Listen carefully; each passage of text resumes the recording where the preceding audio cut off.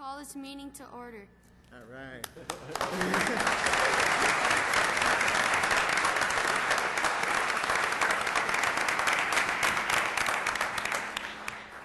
That's my partner, Mayor for the Day, Brad Martin here, calling this official meeting to order. Today is Monday, July 6th. I'd ask everybody to please stand up and for the Pledge of Allegiance.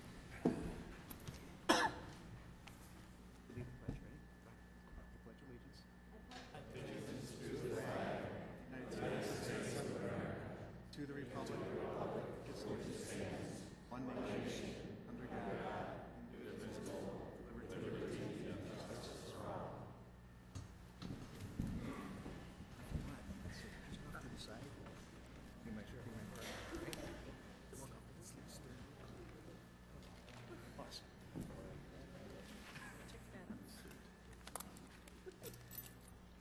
All right. Today's a special day. Item number 3 is the presentation of the mayor for the day. First and second place winners. I ask Deputy Chief Jim Doherty to please come up and make the presentation. Thanks, Jim.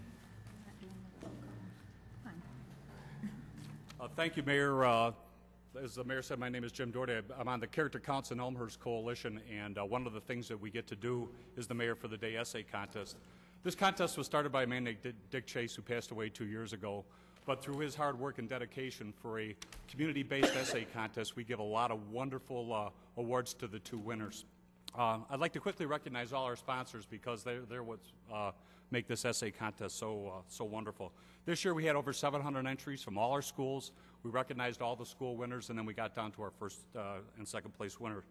Our sponsors are Elmhurst College, Ken Bartels, Unique Travel, Cindy Lucking, Marriott Courtyard, Sharon Espinoza, YMCA Dawn Davis, and McDonald's Trish Hall. The mayor joined us for breakfast today with our mayor for the day, Brad Martin, up at McDonald's today, and everybody had a wonderful time. Our other sponsor is Supervisory Special Agent Paul Bach from the FBI, and to represent Paul is Bob Walker to recognize our second place winner, Lauren.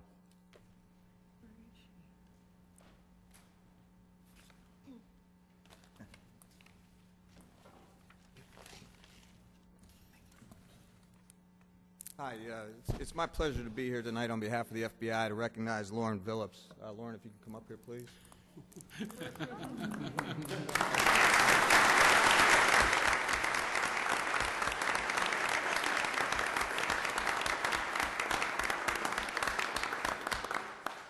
And I had the opportunity to speak with Lauren's parents before we came in this evening. And I can tell you they're very proud of her, and I'm certain her extended family and her teachers at IC are also very proud of her. I'd like to point out I've been making this presentation for a couple of years now, and it seems that every year I come here I'm making a presentation to an IC student. So they must have a very good program over there, and I see a lot of future politicians coming out of that school. I think probably 20 years from now, if I look up here, this thing's going to be the IC Alumni Club. But I don't necessarily think that's a bad thing. It's a great school. They're putting out great students, and Lauren is a fine example of that. I also took the opportunity to read through Lauren's essay before coming here today. And, you know, I only had to read the first sentence of it. Lauren started out her essay by saying that if she were mayor, she would never, ever be too busy to handle or to help somebody with a problem. And that sums it up. I mean, that's what being the mayor is all about. That's what being a public servant is all about. And, I mean, let's face it, that's what life is all about. The idea that a third grader has that concept mastered at such an early age, it speaks volumes about Lauren, and it speaks volumes about her parents and her family. Lauren, no matter what you decide to do in life, I'm certain you're going to be great at it, and not to mention she's a great soccer player. She plays with my daughter in the AYS. So whether you're a professional soccer player and you play in the 2016 Olympics here in Chicago, or whether you end up being mayor someday, you're going to be great, and it's my pleasure to congratulate you. We got a little gift here for you from the FBI. Unfortunately, at FBI school, they don't teach us how to gift wrap, and my wife you're going to have to bear with me on that. And we also have a certificate that we're going to present to you. But congratulations, Lauren. You did a great job.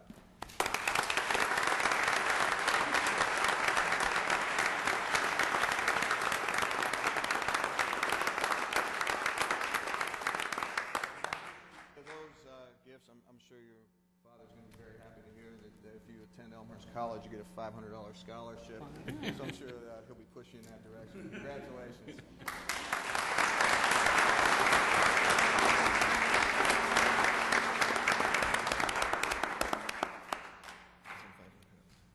Well, I'm going to quickly give away some of the prizes that Brad received for being our essay contest winner. Him and his family get to go to Washington, D.C., including airfare for one parent, courtesy of Unique Travel and Courtyard by Marriott. Congressman Roscom hosts the family in a tour of the Capitol and the Capitol building. He gets his essay read into the Congressional Record. He gets a $1,000 scholarship to Elmhurst College if he chooses to attend there. And Ken Bartels, who couldn't be with us tonight, we actually had our first essay contest winner cash in their scholarship. They're attending Elmhurst College, so that was pretty cool. That's great. Cool. He also gets a youth membership to the YMCA, and I think I've gotten all the gifts. But it is a wonderful recognition. It's a wonderful experience for the kids, and us on the Character Counts Coalition Board are very, very fortunate to be able to do this. It's one of the fun things we get to do. You ready, Brad? Yeah. Attaboy. Let's go. If I were mayor of Elmhurst, I would show concern for the well-being of others by listening to people's problems and try as hard as I can to help. To get everyone in Elmhurst involved, I would create a CARE program. The C stands for care, the A stands for and the R stands for respect, and the E stands for everyone. If you put it all together, it stands for care and respect everyone. Mary.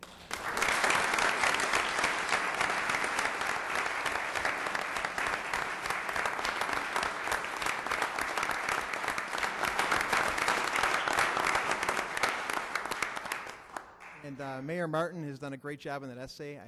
I think all of us leaders will be following the CARE platform. I'd actually invite the mayor to come up on the dais and shake all the aldermen's hands. And what a great mayor for the day, huh? Let's hear it.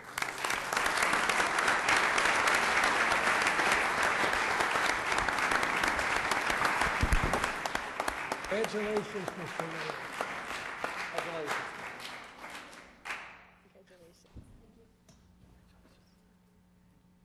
Congratulations. Good job, Mr. Mayor.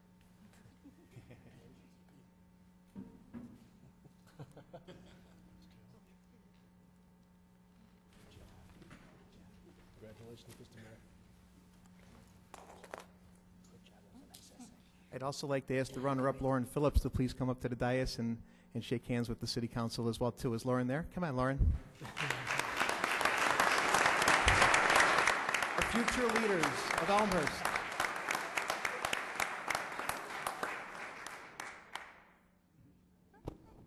Congratulations, Lauren. Very good. Good job. Congratulations, First lady mayor.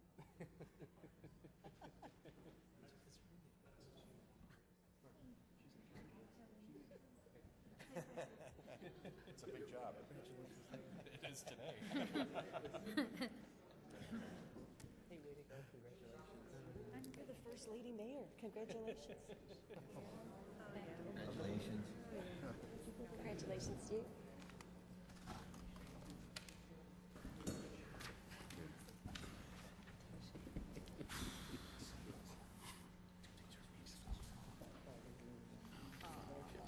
Alderman Morley reminded me that they're much better looking than the current mayor, so thank you.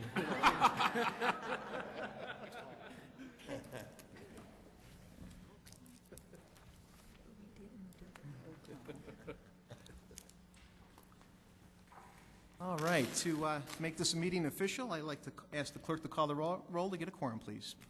Gutenkopf. Here. Pezzett. Here. Shea. Here. Leader. Here. Rose. Absent. Bram. Here. Hipskin. Here. York. Here. Nybo. Here. Healy. Here. Morley. Here. Kennedy. Absent. Mulliner. Here. Wagner. Here. 12 present, 2 absent. 12 present, 2 absent. We have a quorum, and I thank, again, the winner and the runner-up for the mayor for the day. I spent a great day with the families. Mr. Martin was in the audience, and he had a great breakfast with a bunch of the classmates from Bryan Junior High and Lincoln Elementary, and I think it's great that we've got young people interested in government and, again, our future leaders. So Next item on the agenda is item number 4, receipt of written communications and petitions from the public. If there are any, I'd ask those with petitions or communications to come forward and submit those to our city clerk, please, at this time.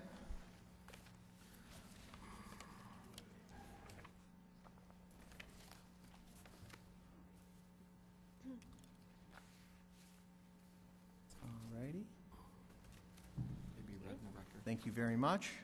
Anybody else with written communications or petitions at this time? Seeing none, I'll go to the next section, which is public forum, public comment. At this time, anybody that would like to speak regarding any issue in Elmhurst has the ability to do so. I'd ask you to raise your hand, please, and when I do call on you, if you can state your name and address, and you'd have 3 minutes to talk about any issue you have regarding any Elmhurst issues. So anybody who would like to speak? This lady right here. Go ahead. Good evening. My name is Terry Pastica. I reside at 60 East Brookdale Lane in Palatine. However, I'm the executive director and a community lawyer with the Citizen Advocacy Center here in Elmhurst. For those of you who don't know our organization, we're a nonprofit, nonpartisan, community-based legal organization here in town, and our mission is to build democracy. We help people understand the process by which government decision-making happens in order to effectively impact the process. I'm here tonight to ask for the City Council's assistance in resolving a matter we've been dealing with for quite a while, and its relation to appropriations approval of Special Service Area 6 and 7, which provides just short of $300,000 to City Center. In June 2008, more than a year ago, the center was contacted by members of the community regarding general questions about the operations of City Center and their election process for their board. Regarding the question of City Center operations, we informed these individuals that City Center is primarily funded through the SSA 6 and 7, which you are going to be discussing tonight, as well as TIF dollars, which are passed from the city to City Center, which essentially makes up a majority of their budget, as well as City Council members sit as ex officio board members. While City Center is legally an independent entity from the City of Elmhurst and is therefore not subject to the garden variety public accountability laws, because of the substantial involvement of the city in terms of its finances with City Center, we're coming to you for this issue. A review of their bylaws states that people who would like to run for the board may do so through a petition process. In circulating the petition process, owners as well as property owners as well as merchant owners in Elmhurst must have a designated individual to sign the petition. That individual is also the person who's allowed to vote in City Center elections. The center called up City Center because we're a member of the City Center service area and asked for a copy of this list. Who are the designated petition signers and who are the designated voters within City Center? After a protracted process of about 10 weeks, the end result was that City Center wasn't giving out that information even to a membership organization like ours. It was at that point, because of the relationship between the city and the City Center, that we contacted aldermen for assistance in resolving this issue. And in 3 minutes, I can't talk about entirely what happened, but to suffice it to say that at least 3 communications from 3 separate aldermen have been made to City Center regarding this designated list. And the last communication being as short as 2 weeks ago. And the list is yet to be produced, even though 2009 elections are around the corner. And, you know, for those of you who are familiar with our organization, we try and resolve issues as best as we can prior to taking things to a different level. And we've tried to do this again and again, and we're looking for your assistance in helping us resolve this matter. This is really nothing more than having City Center comply with their bylaws, and I know I'm just about out of time. We're over 3 minutes, but we do appreciate your comments. Thank you, and I look forward to your discussion. Thank you. Next, gentleman there.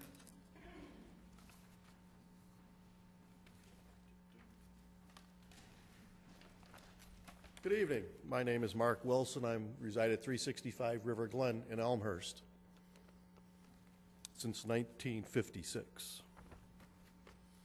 Mr. Mayor, City Council members, and City staff, regarding the gypsy moth plague of last year and imminent danger of our woods faced this year, I'd like to thank you for the efforts put forth on our neighbors' behalf. The teamwork with the Forest Preserve District and its people have proved to be a success thus far. there's little evidence of the same type of devastation occurring again this year. I know there are neighbors who are unaware of this fact, but about a month ago or so, our school path received a much-needed makeover. It's really a great improvement. Thank you to all the city involved in getting it done. We invite you to come by and enjoy it as we do. Tonight's vote to rezone the CR land is an important issue and affects our neighborhood. I'd like all of you to listen or consider our rights, not just the landowners.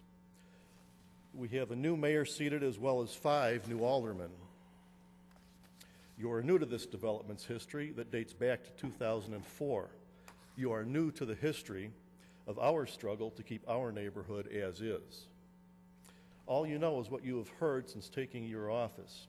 How can you vote fairly and intelligently when you don't have all of the facts? The ZPC's recommendation was deemed as spot zoning. R4 adjacent to existing R1, in my opinion, is not spot zoning. So R4 doesn't require a buffer zone, whereas C2 does. That's not a reason to go against the ZPC, is it? Commercial buffer, residential no buffer. Which do you think the neighbors are in favor of? Let the homeowners seek a buffer variance from the DPZ. The Delphi Academy was denied their application due to traffic for the most part, yet it seems to me that I read an alderman's statement that said something like, we have to zone the land, not the people. Our obligation is what is needed by Elmhurst. So in effect, the traffic outweighs the need for a school, which is needed by Elmhurst. Now, according to the DPC, our neighborhood is not any concern of theirs. Increased traffic, increased traffic, y'all know, it's what's needed by the city, not the people. Seems to be a double standard in place. The economy has affected all of us directly or indirectly. Through no fault of the citizens of Elmhurst nor the city's elected officials has this project failed to produce an income. But the owner of this parcel say the city is to blame for the failure and must concede to its petition for a map amendment. No, just rezoning, or else face a lawsuit. Why, I ask, why? Let's not make this an issue of sales tax income either. Please spare me that excuse. Tell me, which of you have hard numbers on retail prospects and their tax income? Time, sir. Thank you very much for your comments. I'll let you go about 20 seconds over, so I appreciate that, and we appreciate your feedback. Anybody else for public forum that would like to speak? Mr. Benson?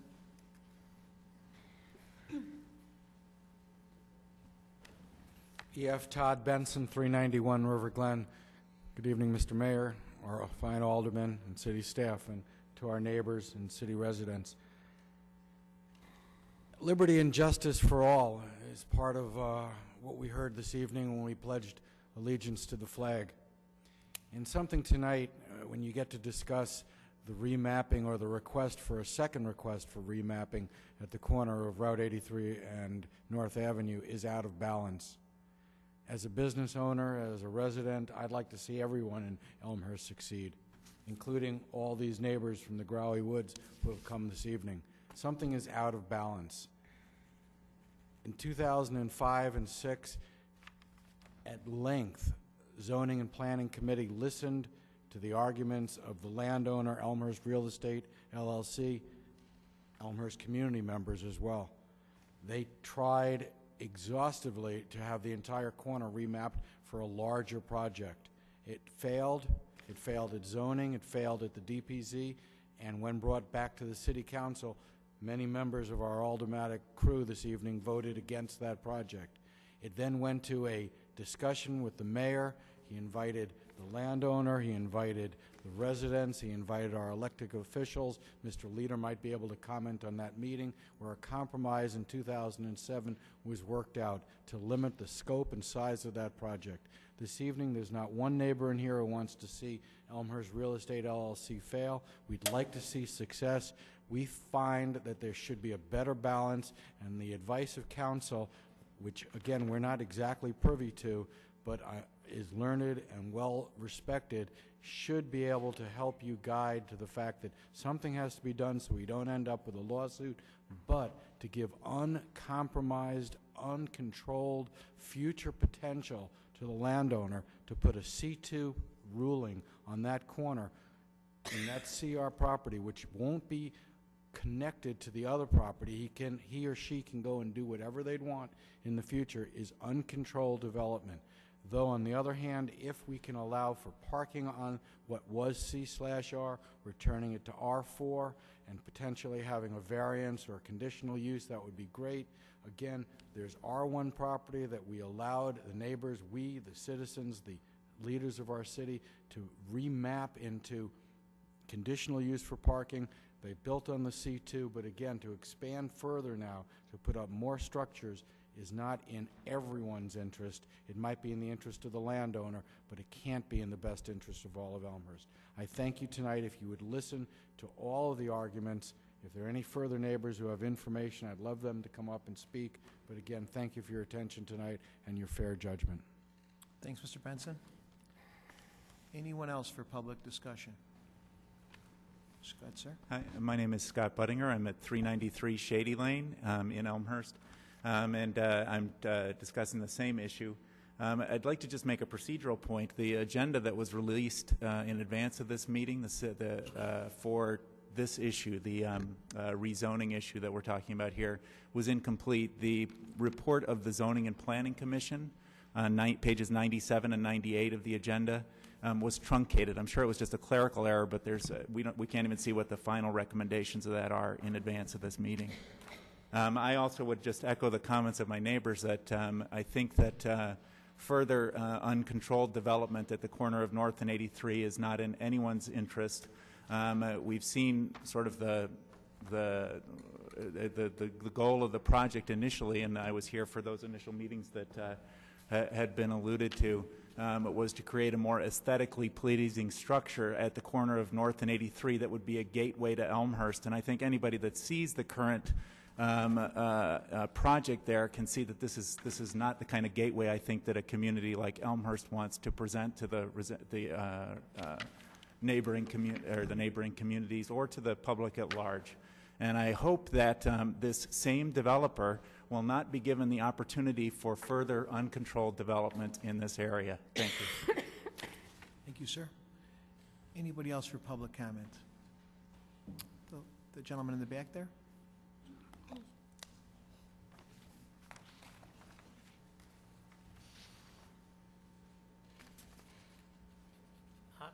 Good evening. I'm Bernard Johnson. I live at 355 River Glen. Don't like to see this zoning changed because I don't want to see any more of those ugly buildings like we have on the corner. I bring a lot of people into town from the airport, and almost all of them have the same comment. What a terrible looking building. So I would just like to see, if we do something, let's make it look nice. Thank you. Thank you, sir. Anyone else for public comment? There you go, miss. Thank you. Hi, my name is Lena Benson. I live on 391 River Glen. I just have a few more things to mention. I find it very hard to believe, and I simply don't think it's the truth, that the landowner did not know that it was CR property that he bought when he did it in the first place. And he, I understand, was in a closed meeting with some of our neighbors and the city, and they discussed it, and it was said that they promised they wouldn't do anything with the CR property. Now, apparently, they have changed their minds, and they're threatening us that they will sue if they can't have it as a C property, commercial property. We have already said that we are willing to let them have parking if that's what they want. But they're not asking for that, it seems like. And we just don't understand. It seems very, very unfair. And I'm not a person to speak in front of people usually, but I can't keep my mouth shut anymore. This is getting a little bit ridiculous. They asked for, they already got what they asked for, and now they're coming back to get more. And where is it going to end? That's all we want to know. Where is this going to end? Thank you. Thank you, Mrs. Benson. Anyone else for public comment? We do appreciate the comments, so. Gentleman there on the right? Maybe we could bring you a microphone? Absolutely.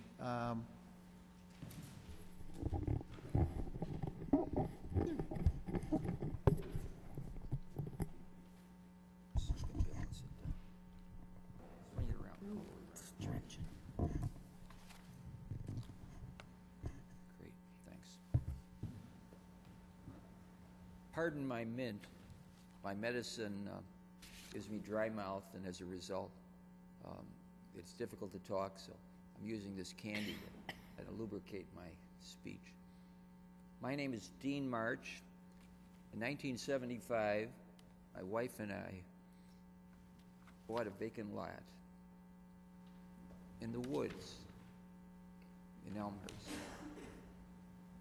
We went to an architect, designed a house that would fit the lot and really minimize the loss of any trees. So we had to flip-flop the plan, for example. We raised our family there, our two children.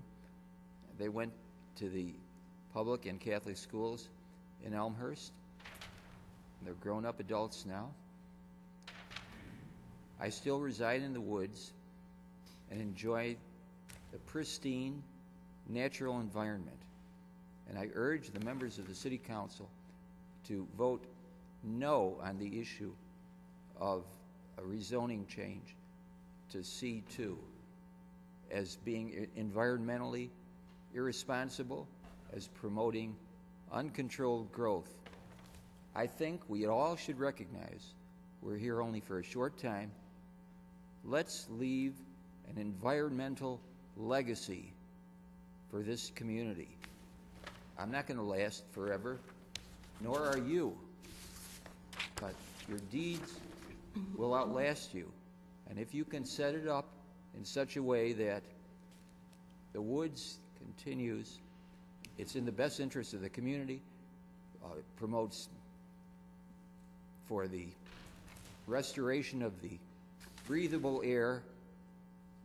For example, on another case, within the last year, I saw 4 deer in my front lawn. Where else in the metro area can you encounter that? I consider myself to be a squatter on property that has belonged to the natural inhabitants, the creatures of the woods. And indeed, in about 1985, when an old oak tree died, and it was clear that no leaves came forth in the spring, the following year, City of Elmhurst took it down because most of it was on the parkway. And when my son counted the rings, he counted 265. That tree was born before America existed. Elmhurst had the North Growy Woods community existed came into being only recently, but the woods has been there for generations. And it's really our responsibility to try to preserve it rather than to let a short-term economic motivation be the cause to make a change. I urge preservation of our environmental legacy by voting no on the matter of uncontrolled development. That would be the result of a C2 vote. Thank you. Thank you, sir. We appreciate your comments. Is there anyone else that would like to speak? Gentleman in the back? Thank you. By the way, each alderman has a copy. Can you hear me? A copy of something I wrote on the matter. Okay. The last time around, I think it's more detailed, more information. Thank you. Look at it, please. Thank you. Thank you. Go ahead, gentlemen. Hi, my name is Lance Martin. I live at 414 Shady Lane. My subject also is, of course, the North Growy Woods. I want to pick up on the comment mostly that it's uncontrolled type of growth. I think all of us here, when we started this whole project, were happy to see someone try to take that corner and make something of it. I don't think anybody wanted to have the old crossroads and the old clock tower and the old waterbed store stay there forever. We wanted something rejuvenated and nice. One of the things that we can learn from how we proceeded was that we allowed that conditional use of parking on those R1 spaces. The neighborhood, I think, feverishly disagreed with that. There was no basis for it in the first place, but I believe that was one thing we should learn. We allowed that much parking to be on some residential lots that probably should have been developed into houses. That building on that corner would have been the right size right about now. And the buildings couldn't have supported the parking required by the zoning ordinances had we have not allowed that conditional use. That's the point. I think that's something to learn from our actions back a long time ago. The other thing is the neighborhood meeting. It happened. There were aldermen there, the mayor was there, my family was privy to it. We reached what we thought was the best agreement we could with the guy that was developing the land. And what came out of it were things that were very concerned to us. We wanted some privacy. We wanted to be blocked from we had fences that were being discussed. We had landscaping along River Glen. We had the front of the building was going to look much different according to the artist's renderings. It was going to look more like a true front of the building rather than the eyesore that we have now. We had an archway that was called, quote unquote, the gateway to Elmhurst. And quite frankly, he was not going to touch the trees. That was important to us. It was our pollution barrier, our noise barrier, our sight barrier, and our animals live there. We all in the woods love our wildlife. And all that's gone. He even came in and cut the trees. And I very eloquently heard the attorney last time explain that there was no agreement. Well, I still in my heart of hearts think it was there. And I happen to be privy to that meeting, so I think it was there. And so did Mayor Marcucci. I believe Alderman Leader possibly was there also, if I remember right. And I think we should remember a couple of things as we go into tonight. What's important, at least to me, is we need a barrier from this thing. We can't let that go to another C2 and have another building with another 50 cars. They've already got 74 cars tonight in the summer at a health club on 100 spaces. It's ridiculous. Those cars line up on River Glen right now. You can't add more to that and expect it to come out well. We should take a look possibly at our zoning ordinance on a health club having, I believe it's 4 spaces per 1,000 square feet. Again, I counted them tonight, and this is the middle of the summer when people are on vacation. There's 74 cars out there for that health club. And they can't sell the rest of those store spaces and give them parking space. Sir, you're beyond your 3 minutes, but I do appreciate your comments. And the last point is the property values have definitely lowered in that corner. Thank you. Thank you. We appreciate your comments. Anybody else public forum for public forum here? Anybody?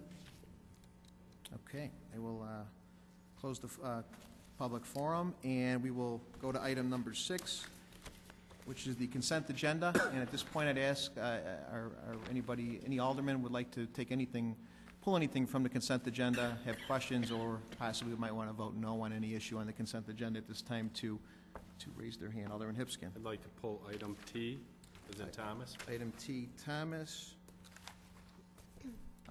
Alderman Gutenkopf. I'd like to pull item Z and item AA. Item Z and AA. Alderman Gutenkopf pulling. Anyone else?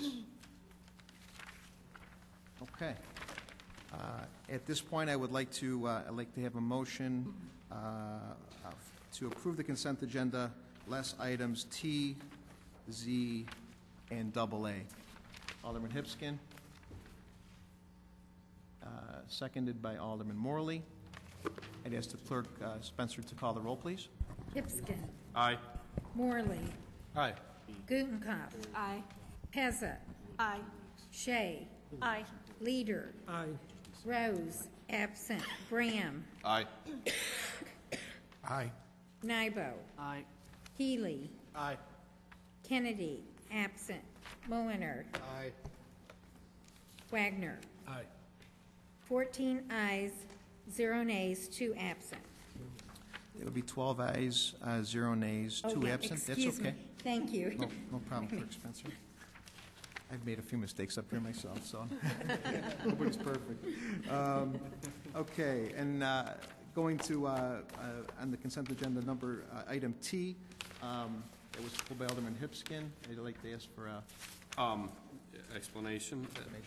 Yes, actually, I'd like to bring the water and sewer rates for Elmhurst residents on Wrightwood Avenue back to committee. Okay. For further review. Okay, very good. Porter, do we need a motion? Yeah, we'll need a motion and a second probably to discuss. I'd like to make a motion. Motion and pull that back. To pull that back, and then Alderman York seconds the motion to basically send this report back to committee. Any discussion or okay? I'd ask Clerk Spencer to call a roll call vote on this, please. Hipskin. Aye. York. Aye. Gutenkopf. Aye. Pezza. Aye. Shea. Aye. Leader. Aye. Rose, absent. Graham. Aye. Nybo. Aye. Healy. Aye. Morley. Aye. Kennedy, absent. Mulliner. Aye. Wagner. Aye. 12 ayes, 0 nays, 2 absent. 12 ayes, 0 nays, 2 absent. That report is going back to committee for Alderman Hipskin. And going to item Z, I'd like to ask for a motion and a second to get that on the floor as well, please. Item Z, motion by Alderman Gutenkopf, second by Alderman Pezza. And this is an ordinance. I'd ask Clerk Spencer to state the ordinance, please, and then we'll go to discussion. An ordinance, an ordinance making appropriations for Special Service Area Number 6 of the City of Elmhurst for the fiscal year beginning May 1, 2009 and ending April 30th, 2010. All right. And discussion, Alderman Gutenkopf. Thank you, Mr. Mayor. Ms. Pastica spoke to this issue during the public forum section of our agenda tonight, and I'd like to take a minute to talk a little bit more detail about this because I'm one of the aldermen who sits as an ex officio member on the City Center Board, and as such I've been contacted by City Center merchants and residents because some of the special service areas have residential portions of City Center as well, and they're extremely concerned about the way that elections are handled on City Center Board, and this is an issue that's been, as Ms. Pastica spoke to, this has been going on for at a minimum 6 months, at least a year. I've been involved since January when I had an opportunity to sit down with some of the merchants in the City Center who were really wondering why City Center can't get them lists of eligible merchant and business owner signers for the petition so that they can run for the board of City Center. This is a problem because City Center operates with public funds, and that makes me very concerned. They're a nonprofit, and as such, they fall under a certain set of regulatory oversight rules that the state of Illinois imposes, and a lot of those have to do with how they operate and whether or not they're operating in accordance to their bylaws. I've had a couple of meetings and many phone calls and email conversations back and forth with the director of City Center about this issue, and it's starting to feel like they're stonewalling us. And I'm not very pleased about it. And as such, I'm not very comfortable at this point approving this appropriation. I think that by now they should have been able to figure out a way to get a list of the appropriate people who could sign petitions so that other members of City Center can run for the board. There seems to be some difficulty with accountability here, and I can't support this ordinance, and I'll make the same argument when we talk about Special Service Area Number 7. These two special service areas overlap through City Center. I can't see passing through this appropriation so that they can continue operating the way that they have been. And I encourage us, we talked about this at budget time when City Center came to us and made a presentation about how they operate. It's getting to the point where without council oversight, which is our job, they're going to keep sort of muddling along. And I think that's inappropriate for a community of our size. They need to clarify what they're going to do. If they can't meet the obligation of their bylaws, they need to look at how to change their bylaws. And I don't know what other tools we have besides directly addressing the funding that we give them. And as such, I'm very uncomfortable continuing to fund them through this appropriation. So I encourage us to vote down this appropriation and to push them, after all this time, to finally come to some terms with their bylaws. Thank you, Alderman Gutenkopf. Alderman Pezza. Thank you, Mayor. Unfortunately, I've only been dealing with this for probably several weeks, and I have tried to step in and be of some assistance. I am also a City Center business member, so I've kind of been on both sides of the fence.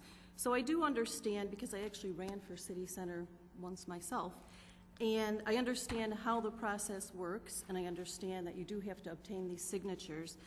And so coming from that aspect, I do understand the frustration with several of the business owners who have commented that in order to run, if you do have to meet these requirements, how do you meet the requirements when on the city center's end of it, they can't supply you with the necessary information? So I did speak with Mr. Paravola several times, and he was responsive as far as he did promise that he would work on this. Once again, this is since a few weeks ago. He asked when I spoke to him last week that we give him another 2, maximum 3 weeks to get this done. I even offered, you know, he said it's not easy to obtain the names of business or building owners. So I actually offered to walk around with him if he wanted to and knock on doors and just say, hello, can we have your name? He said that actually was an option that he would consider. The other option that I thought might be feasible is, as a business owner, I know you have to supply the city with your contact information for emergency, either fire or police purposes. So I also suggested perhaps he come to the city or the fire department or police department to help collect that information. So I'm hoping that in the next 2 to 3 weeks that information is collected, and it would be easier for this coming election, I believe, that has to take place very soon in order to make it fair to everybody. So that's as much as I have been informed. I do agree that the list should be supplied. I think we may want to give him the benefit of the doubt by giving them the extra 2 or 3 weeks to get this, because he did promise he was working on it. So that's as much as I know right now. Alderman Healy. This is the first I'm hearing of any sort of issues about these 2 special service areas. But what I've heard both in public forum and then from Alderman Gutenkopf, some fairly serious, I don't say allegations, but there are some fairly, you know, some concerning things that have been brought up. When I hear the word stonewalling, that's a concern. But I also don't think it's right that we don't give city center people the chance to refute, rebut, what have you, these arguments.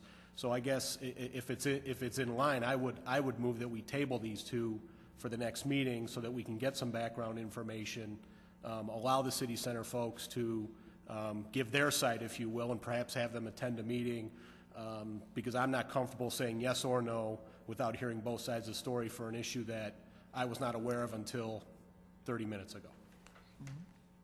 Alderman Nybo. I'll second that motion. Okay.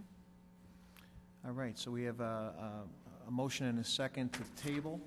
To Alderman Hipskin. I'd like to ask City Attorney, what are the ramifications of us? Point of order. I don't believe a motion to table is debatable. I think we have to vote on it once we have a second. It's my understanding of tabling something. Believe me, I'm not necessarily. The motion was made to put it on the table, but a motion to table would take precedence over the motion to approve. And you can move to table this and lay it on the table. And it isn't, you don't need to do this until the end of July, so you will have some time to do this. And I believe it is appropriate to move to table it and lay it on the table. It will come before you at your next meeting. My only point was, I don't think we can debate it. Oh, no, you're right. We can't debate it. I mean, no further discussion, that's all. That is your, Alderman Morley is correct. Okay. With that motion to table and no further discussion, I would ask Clerk Spencer. Point of order. So if I may ask for the motion to be recited again, because I believe he stated that it's to be a time certain of the next meeting, if I can get that clarification. That's correct. Okay. Yes, we are tabling both ordinances at this point. Ordinance. We have to do them one at a time. We'll have to call the second one separately, but in theory here, we're going to table both to the next meeting, and it would give City Center proper time to get back to us with proper information and how they distribute information. I would ask Clerk Spencer to call the roll on the table, please. Okay. This is for just item Z, SSA number 6. Okay. Healy. Aye. Nybo. Aye. Gutenkopf. Aye. Pezza. Aye. Shea. Aye. Leader. Aye. Rose, absent. Bram. Aye. Hipskin. Aye. York. Aye. Morley. Aye. Kennedy, absent. Mulliner. Aye. Wagner. Aye. 12 ayes, 0 nays, 2 absent. 12 ayes, 0 nays, 2 absent. That motion to table item Z to the next meeting carries. Now on to item AA. I ask for a motion and a second on item AA, which is the ordinance for special service area number 7. Alderman Gutenkopf, motion and a second. Alderman Brown. All right. Discussion? I move to table ordinance 023, 2009. Alderman Gutenkopf motions the table to the next meeting. The next meeting. Alderman Hipskin seconds that motion. So what we are in effect doing is tabling item AA, and I'll have the clerk read that ordinance and then ask the clerk to call the roll. An ordinance making appropriations for special service area number 7 of the City of Elmhurst for the fiscal year beginning May 1, 2009 and ending April 30th, 2010. All righty. I'd ask Clerk Spencer to call the roll on the tabling of that ordinance, please. I hope I got the second correct. Was it Alderman Hipskin? Yes.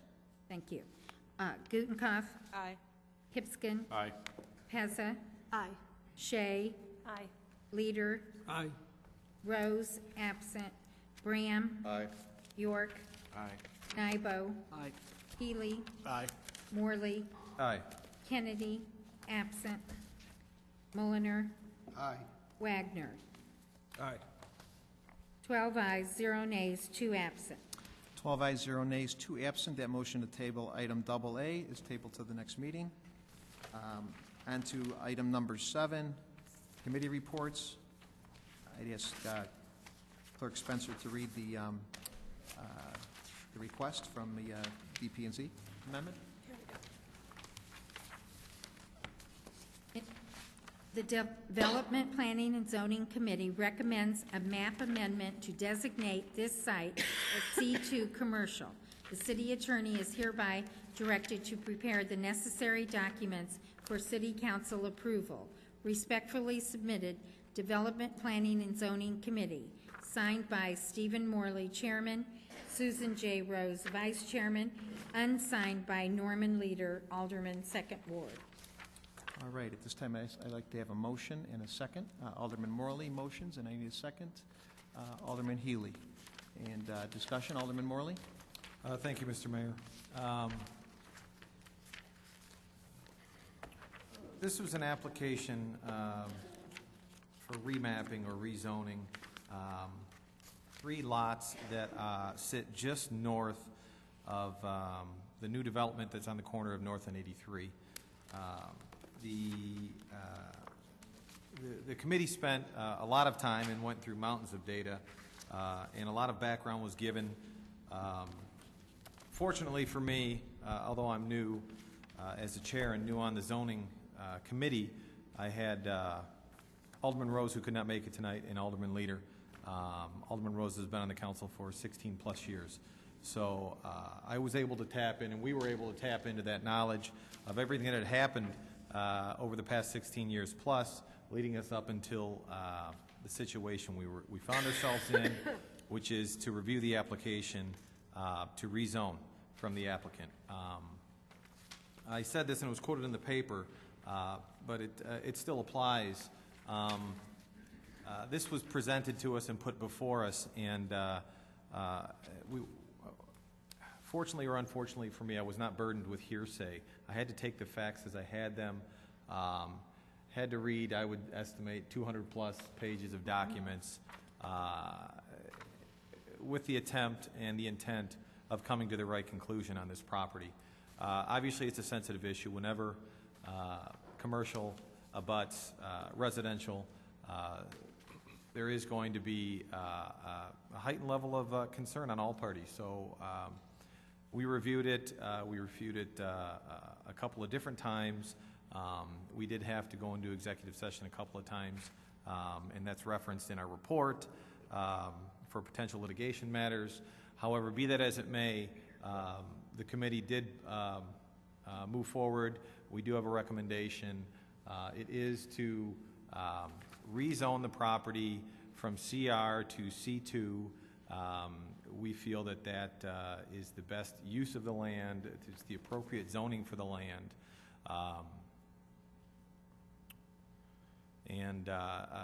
You know, it abuts commercial property at this point. It's at one of the busiest intersections in the state. We did discuss making it R4. The problem with R4 is there was discussion had about whether or not that constitutes spot zoning. We did have conversations on that. What's interesting is, and you hear it from some of the public, and we heard it in our meetings, is that, well, regardless of what happens, we want some kind of a barrier. Well, our hands are tied in that effect. We can't zone with conditions. That's what conditional applications are for. If we zone R4, we weren't in a position to put an application, to put a condition on top of that. In effect, what that means is we were zoning for multifamily. The question is, did we believe multifamily was appropriate? Interestingly enough, multifamily does not require any buffer. So the land, the zoning and the land would sit as an R4 without condition. So the question is, did the committee feel it was appropriate for a multifamily dwelling, let's just say a 6 or 8 unit apartment building with no barrier? Not to mention that it's on Route 83 and North Avenue. And the majority of the committee felt that that was inappropriate. We also considered city staff. City staff provided their opinion, and ultimately the committee concurred with city staff, and the report supports and recommends rezoning to C2. Thank you, Alderman Morley. Alderman Leader. Thank you, Mr. Mayor. With all due respects to my colleagues, Alderman Rose and Chairman Morley, I have enormous respect for them, but I came to a different conclusion, and that's why I did not sign the report. This battle over the shopping center at North and 83 reminds me of the horror films I grew up with in the early 1940s as a kid in Chicago. a successful film such as Dracula or Frankenstein would spawn a series of sequels such as The Wife of Frankenstein, The Daughter of Frankenstein, The Son of Frankenstein, The Uncle of Frankenstein. But you get the idea. In those magical palaces of my youth, I would stare wide-eyed and with bated breath, and sometimes hiding from the screen, at that flickering screen, and in the end I would reluctantly emerge into the reality of the great city, sticky with candy and redolent of popcorn, secure that the monster was dead. Or was he? We were never sure. In a sense, the drama between the developer and the neighbors in North Growey Woods has degenerated into this seemingly futile struggle against a force that never really dies and grows even more threatening against the green and pleasant land of North Growey Woods. North Growey Woods is unique to Elmhurst. It is a rural delight in an increasingly urban development environment. It revels in trees, wildflowers, and even a herd of deer. I've seen them. It has no curbs, sidewalks, street lights, storm sewers. This way of life is, and always has been, the choice of the overwhelming majority of the residents that live on the 3 blocks that constitute the woods. The battle to save the quality of life in the woods began in early 2005. I had just been elected for my first term. In fact, I hadn't even taken the oath, when a developer announced plans to build a shopping center at the corner of River Glen and North Avenue, and requested certain variations and conditional uses from the city. The local residents opposed not the shopping center, but the scale of the shopping center. Over the next 2 years, the battle spread to the Zoning and Planning Commission, the Development Planning and Zoning Committee, of which I was then a member and still am, and finally the Elmhurst City Council. All 3 bodies sided with the residents of the woods. Not to be outdone, the development then presented new building plans to the city, which did not call for any variations or conditional uses. Under the law, should a builder meet the letter of the relevant building codes, he need only pick up his building permit, pay his fee, and start digging. From that point on, the city had no legal voice in the matter at all. At this point, Mayor Marcucci requested a meeting, this was in January of '07, of representatives of all concerned at City Hall to make peace among the warring factions. I was present at that meeting, and I have a vivid memory of that meeting. True, the development was not legally bound to meet with the residents, nor legally bound to make any concessions at all, because by this point the city had no power. But Mayor Marcucci, being the man he was reaching out. I was there, former Alderman Jan Vanek was there, 3 representatives of the woods, a number of representatives from the development. Nevertheless, in the spirit of goodwill, which is what I thought and what all of us thought at the time, the development made a promise that the conservation and recreation land was untouchable. We were all beaming at that point. The development said they would not attempt to build on that land, nor would the trees on that land be cut down. I was there, I heard it. Now, true, the trees on the CR land belonged to the development, as did the CR land itself, and they did legally have the right to cut them down. Nevertheless, on that day, they promised to leave them intact. Also, promises were made to protect with a substantial fence the 3 homes on River Glen closest to the shopping center from direct contact with the development. Finally, a promise was made, and this was made directly to me by Mr. Fry. A promise was made to design the whole project to look like an authentic English Cotswold village. One of those cozy things, you know, that you see on those Agatha Christie things on Masterpiece Theater.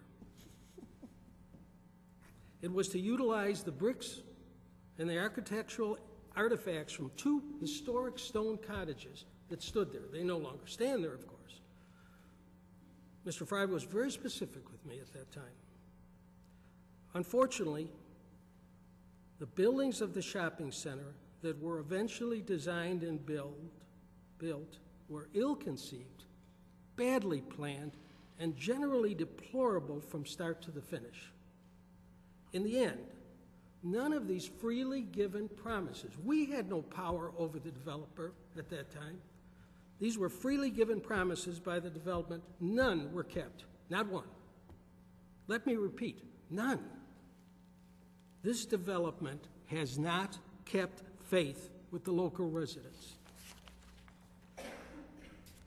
On the campaign trail in the 2nd Ward, during my successful re-election effort, I was asked more questions about that architectural disfigurement on North Avenue than on any other single issue. I cannot tell you how many times constituents asked, how could the city have allowed such an unsightly and uninviting building to have been constructed at a crucial gateway to our city? The answer is that once the letter of the law had been met, we had absolutely no control or voice, legal or otherwise, over what was built there. They met the letter of the law. That was the end of it. This development is a living reminder to all of us to amend the building code and require that reasonable aesthetic requirements be met by a developer and his architect on any future projects. Tonight we're asked to vote upon the recommendation of the Development, Planning, and Zoning Committee to rezone the conservation and recreation land to C2. Now let me make it clear. We must rezone the CR land. In my humble opinion, we would face a sure, certain, and expensive lawsuit. The question is, what should we rezone to? Now, the development and the city prefer rezoning to C2, which is Community, Shopping, and Service District. C2 is designed to provide for the needs of a much larger consumer population than is served by a local shopping district. It puts great powers in the hands of the development. The development asked for a zoning change because there is a shortage of parking. Now, whose fault is that? It's not the fault of the city. It's not the fault of the residents. It is the fault of poor planning on the part of the development. After extensive hearings, the Zoning and Planning Commission unanimously, let me repeat, unanimously, Zoning and Planning Commission unanimously recommended R4, limited general residential. Now that's non-binding. Let's be clear on this. Nevertheless, they did unanimously recommend R4. I support the Zoning and Planning Commission with full knowledge that R4 may not be perfect. But for the residents, it offers the most protection from the encroaching development. In addition, parking for an adjacent commercial site would be allowed as a conditional use under R4. It also might be the final chance at a compromise with the development, who up to this point seems close to compromise. So I ask the City Council to vote no to C2 I asked the City Council to limit the development, and I asked the City Council to protect the residents of a unique community in Elmhurst. Thank you, Mr. Mayor. Thank you, Alderman.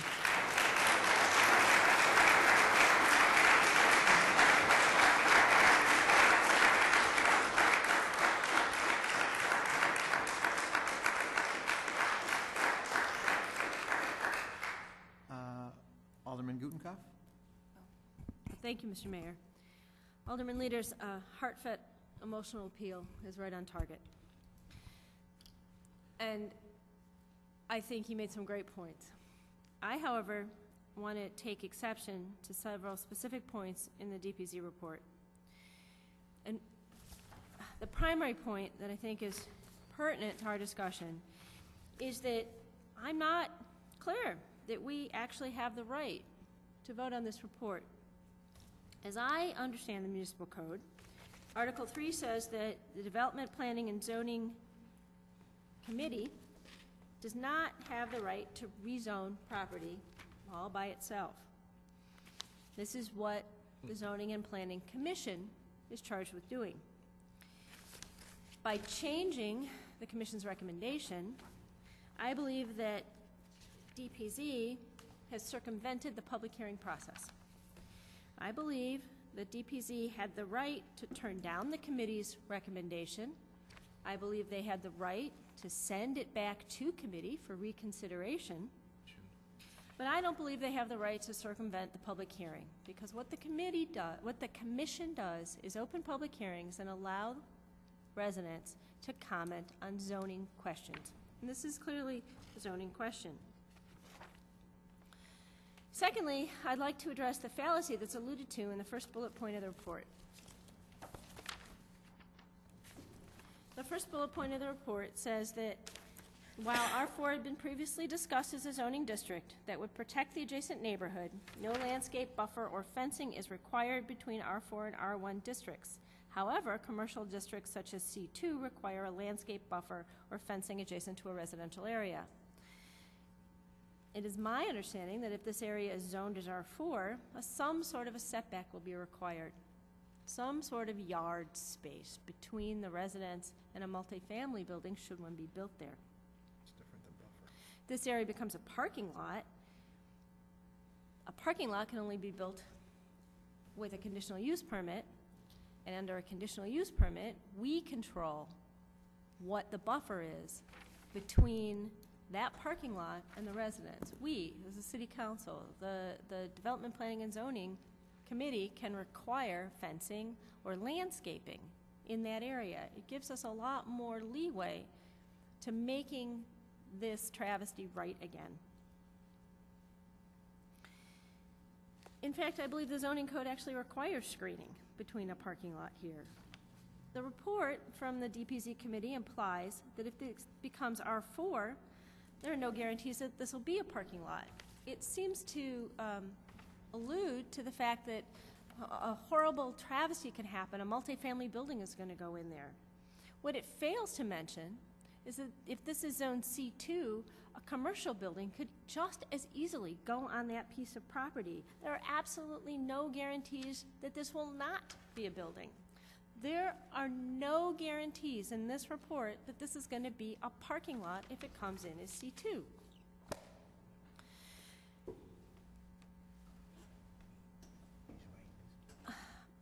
There's a concern here about spot zoning.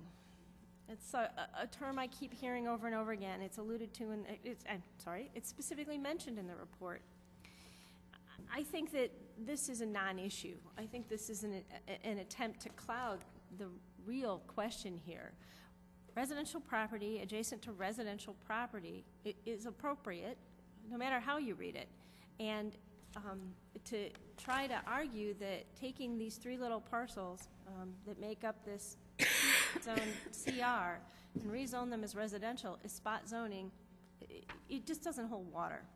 So given all of these conditions, and given the fact that I'm astonished that the DPZ committee went against this zoning, this map amendment as it came from the zoning commission I can't possibly support this report. Thank you. Thank you, Alderman Gutenkopf. Alderman Shea. Yes. Thank you, Mr. Mayor. This committee report, it fails to express the Zoning Commission's unanimous recommendation for an R4. The recommendation was for an R4 with a contingency of the fencing and the buffering area for the homes. I sat at all the commission meetings. They went through great detail, took them a long time. They heard from both sides. They went through a great deal of trouble to come to this resolution that would affect the families in that area to their best interest. All right, the residents adjacent to the CR property, they want what's best for them. They want the R4. The R4 will limit what he could do. The C2 area, he could end up putting a commercial piece of property on there.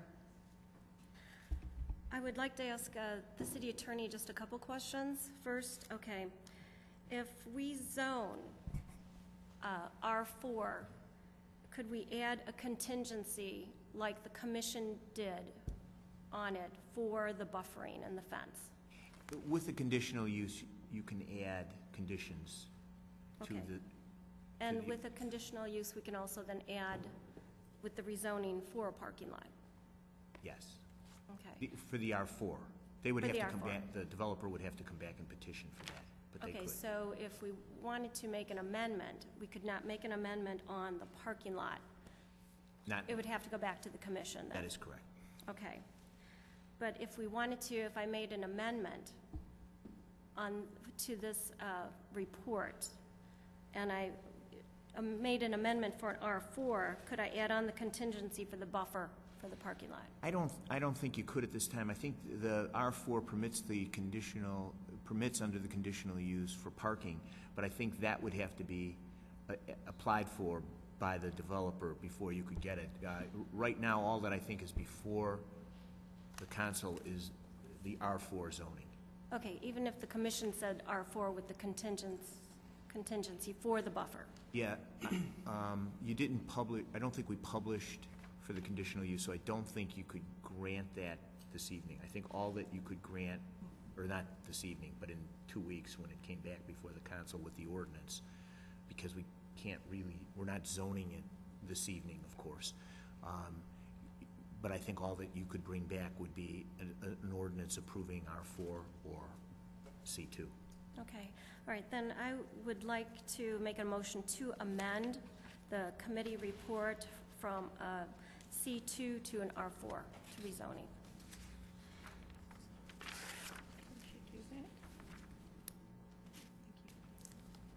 Okay, we have a motion to amend, Yeah, but we will need a second, so. a motion to amend the map amendment from the C2 to the R4. I'll second it. Okay. Alderman Leader seconds. I got a question. Discussion. Point of order for the city attorney. Can someone who's not on the committee amend the report? I guess maybe she's amending a recommendation?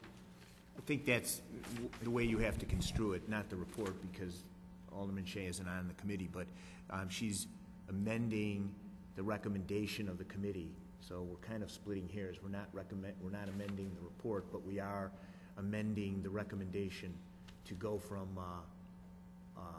CR to C2.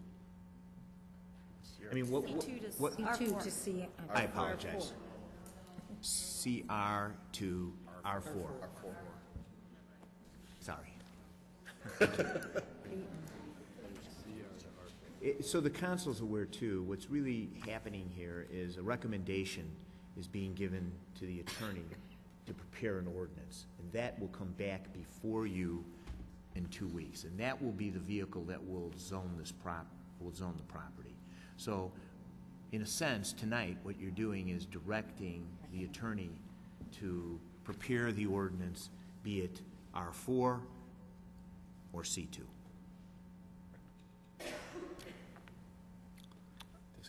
Okay, so the original ordinance was a Recommendation. original recommendation was for the CR to be C2.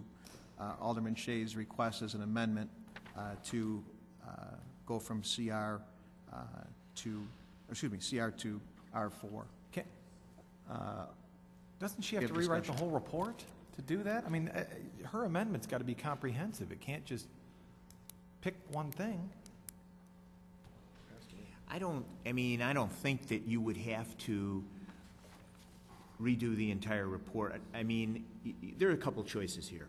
You could send it back to committee, but that's not what the motion was. The motion was to amend the recommendation and send it back. And I think, Alderman, that there are enough findings in the Plan Commission's report that if the amendment was to prevail, there'd be enough findings to write and to do an ordinance for the R4, if that's the will of the council. But the amendment would have to be, just as a procedural issue, you'd be voting on the amendment first. That would need a majority vote of the council. And then that would carry the day. The report would be amended. Okay. Any more discussion? Alderman Nybo. Yes, I guess I should phrase this as a point of order as well. I'm uncomfortable calling this an amendment. I mean, it's replacing the entire substance of the recommendation with a new recommendation. Shouldn't we be calling it just a motion to substitute a new position for the position that's already been offered? Could be. So procedurally, Attorney Storino, isn't there a point at which an amendment that just runs so contrary to what the original motion is becomes not a motion to amend, but a motion to substitute a new recommendation? You could, yeah, I mean, you could construe it that way. The substance of it would probably be the same, wouldn't it? If you were, there is a provision in your code for substitution of, a substitution motion. But the substance of that would be to replace one with the other. So I mean, if as a procedural matter, I don't think Alderman Shea would, or Alderman Leader would have objections to calling it a motion to substitute. I don't know if that would substantively change what we're trying to do. Yeah.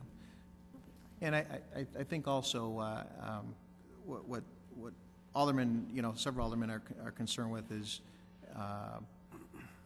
what gives us the most ability to make sure that what we have come up there is aesthetically pleasing and the right fit for the area. And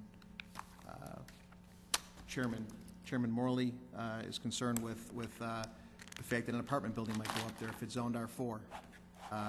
And several of the aldermen are concerned that if it's C2, we may have another commercial building. So those C2 really mandates a buffer, from what I understand after listening to both sides, which we can't necessarily mandate if it's R4, and also we may have an apartment building there in the corner, which is a concern. And so those are kind of the issues it seems like we're debating here, is to make the audience aware. I think in the end we're trying to do whatever we can to protect you out there, so you understand from the dais the concern of many of the officials looking for C2 to guarantee you a buffer and guarantee that there's not an apartment building built in your backyard over an R4, which puts you possibly in an awkward position, although you're thinking it might put you in a better position. So, Alderman Morley? I'm ready to debate assuming Alderman Shea has agreed, I'm ready to discuss the substitution of the report for a recommendation to rezone to R4. That's what I understand the motion is? Is that correct?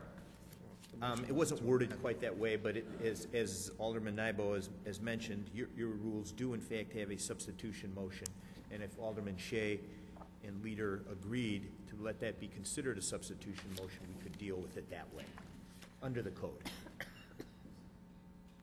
Okay. I don't know who the second was. Leader. Alderman Leader did. Mm-hmm. Alderman Leader was the Leader. second. Yeah. Any more discussion on this substitution, Alderman Morley? Absolutely. Okay. I am more comfortable with that. Otherwise, in past, and our past policy has been someone to actually articulate what the changes on the report would be. And if we were going to go with the original change, the entire report would have to be rewritten. So I do think substitution makes more sense. That having been said, I can't disagree with it. I can't agree with it. And I can address some of the comments that I've heard because I do think it's relevant to the new motion. I hope that when Alderman Leader was referencing the monster that wouldn't die, he was referring to the subject and not to the chair. I hope so, too. I hear a lot of conversation about how we should make this a parking lot. This really should be a parking lot. A parking lot would make everybody happy. You know what? It would probably make me pretty happy, too. We don't have a zoning classification for parking lots. I wish we did, but we don't. We also don't, and the applicant is not required to agree to any condition. He's asking for, or the applicant's asking for rezoning. That's it. It's quite clear that if we're going to rezone, and we agree, and even Alderman Leader agrees, even though he did not sign the report, that we need to rezone. We cannot rezone with conditions. I'm also of the opinion we can't rezone with the hope that the applicant's going to come back and want a parking lot.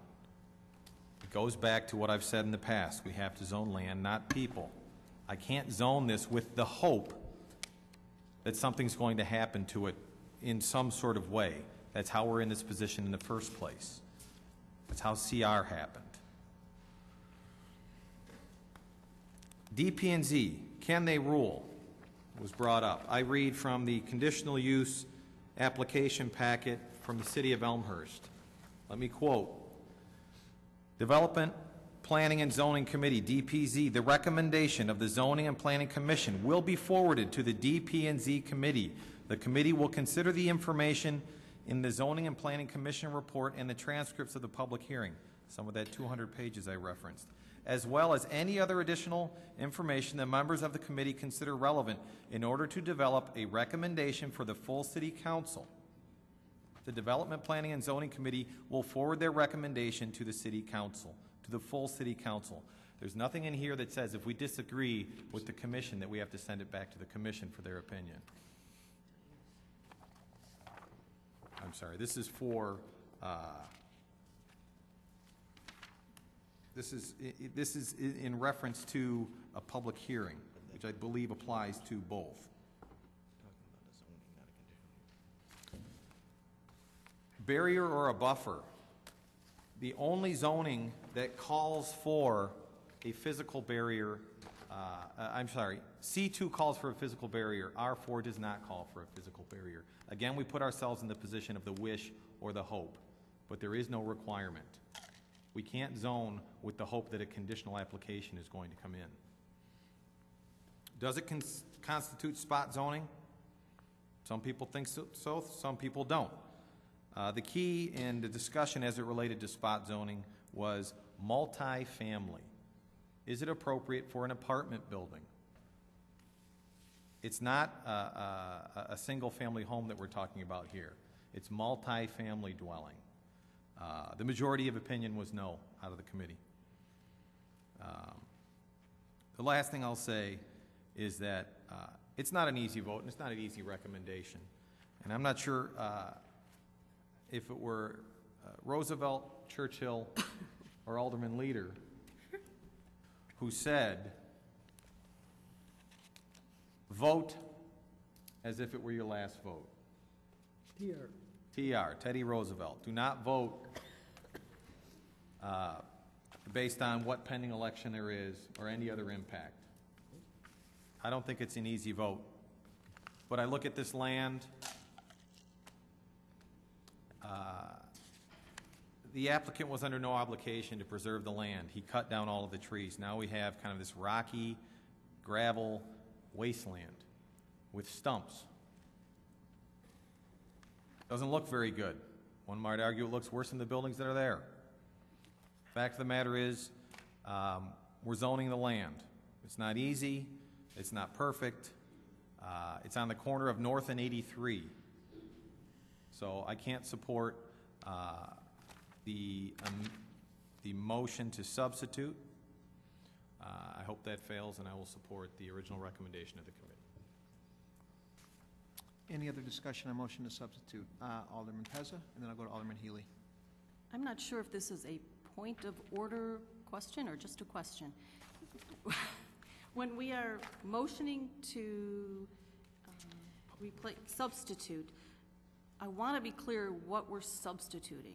Does this give us the opportunity to vote on the Commission's report, which recommended R4, or is this just adding the new verbiage that states R4? City Attorney Storino, if you could clarify that, I think please. it gives you the opportunity to decide whether or not it's more appropriately R4 in the nature of a substitution or a minority report to this city council. So we cannot substitute the commission report for No, the... oh no, Okay. I'm sorry. You Okay, cannot, that was- the Plan Commission report is It's done. done, finished, and completed. Okay. And just to follow up, Sure. I'm not sure that the developer is here this evening. I don't know who he is. I've never met him. I do see the city attorney, his attorney is here representing him. And I just think the most unfortunate part of this whole dilemma is the fact that a developer who is building in our community, who, when it comes down to it, at the end of the day, who is it going to be that supports whatever development goes here? It's us. It's the people. And I think it's very unfortunate that we've been threatened with a lawsuit, which basically puts a complete burden upon the people it's going to impact and us as a city council to be forced to make such a decision as this. I think it's unfortunate. I think it's unfair. And I would like to see more of a win-win situation here. And to my knowledge, the developer asked for R4. So it's like, almost like, well, be careful what you wish for. If that's what you asked for, and that's what someone's willing to give you, I guess I need more clarification as to why that suddenly is a problem. I believe that our zoning commission works hard, they listen, they care. I've been on the other side of the fence many times in development, and I believe in the process, and I believe our zoning commission does listen and care and know exactly what it is they're doing when they make a recommendation. And I also believe that if it were R4 as they wished for, and it came back before our zoning commission, I couldn't imagine the zoning commission would then say, oh, that's okay, you don't have to do a buffer. I believe the zoning commission would protect the residents and say, yes, there is a buffer required. So I'm not too fearful that if we go back to what it is that the developer actually asked for, that we couldn't work this out. And I would hope that it could be worked out because, like I said, when it comes down to it, the people are the pulse of this community, and that's who it's going to be, no matter if it's apartments or a parking lot or what it is that goes here. At the end of the day, it's the people of this community that live here and pay taxes and care about what goes on that are going to support whatever it is that sits there. So I really think that we should take another look at this, and maybe I need to take off my rose-colored glasses if that's what I'm wearing this evening, but I would like to believe that the threat of a lawsuit would hopefully go away and that this could be worked out in a more acceptable fashion, and that we wouldn't have to be putting a burden upon people to be forced to make decisions they don't want to make. So, Thank you, Alderman Pezza. Alderman Healy.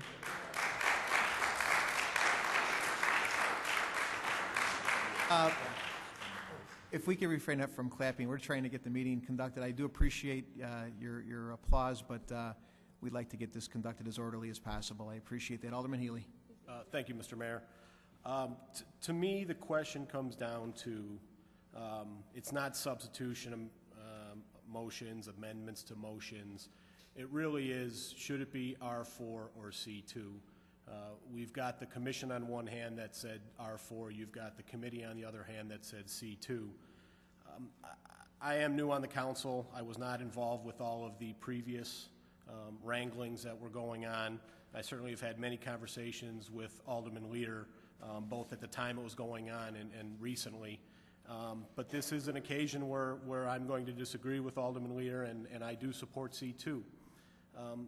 What I most hear, and coming from the 5th Ward, south end of town, I don't hear the concerns from my residents about what it does to the neighborhood.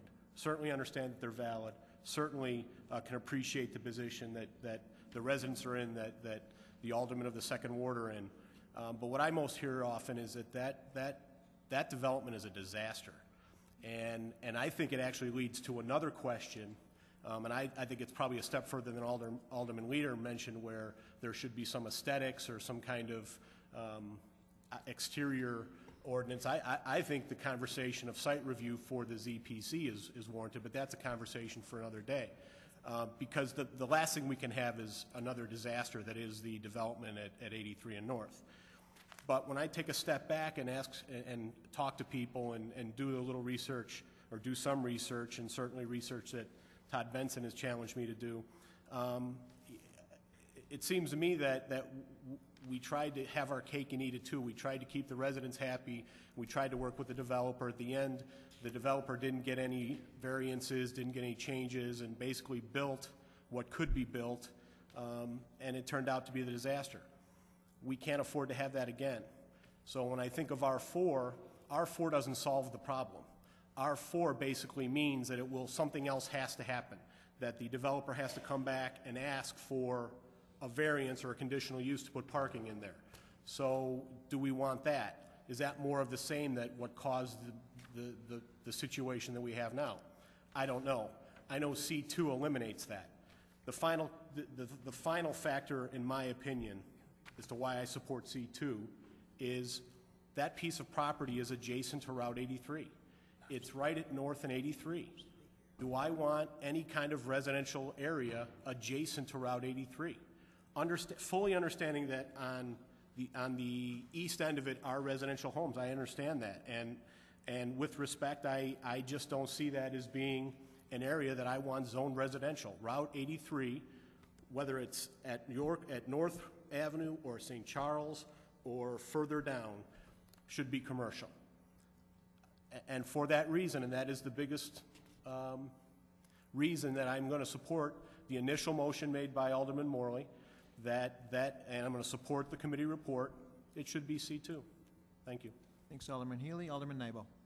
That was a very well-put argument by Alderman Healy. It was very persuasive to me. I think that encapsulates the gist of the debate here. And I agree with Alderman Healy, and I agree with Alderman Morley. Thank you, Alderman Nybo. Anybody else?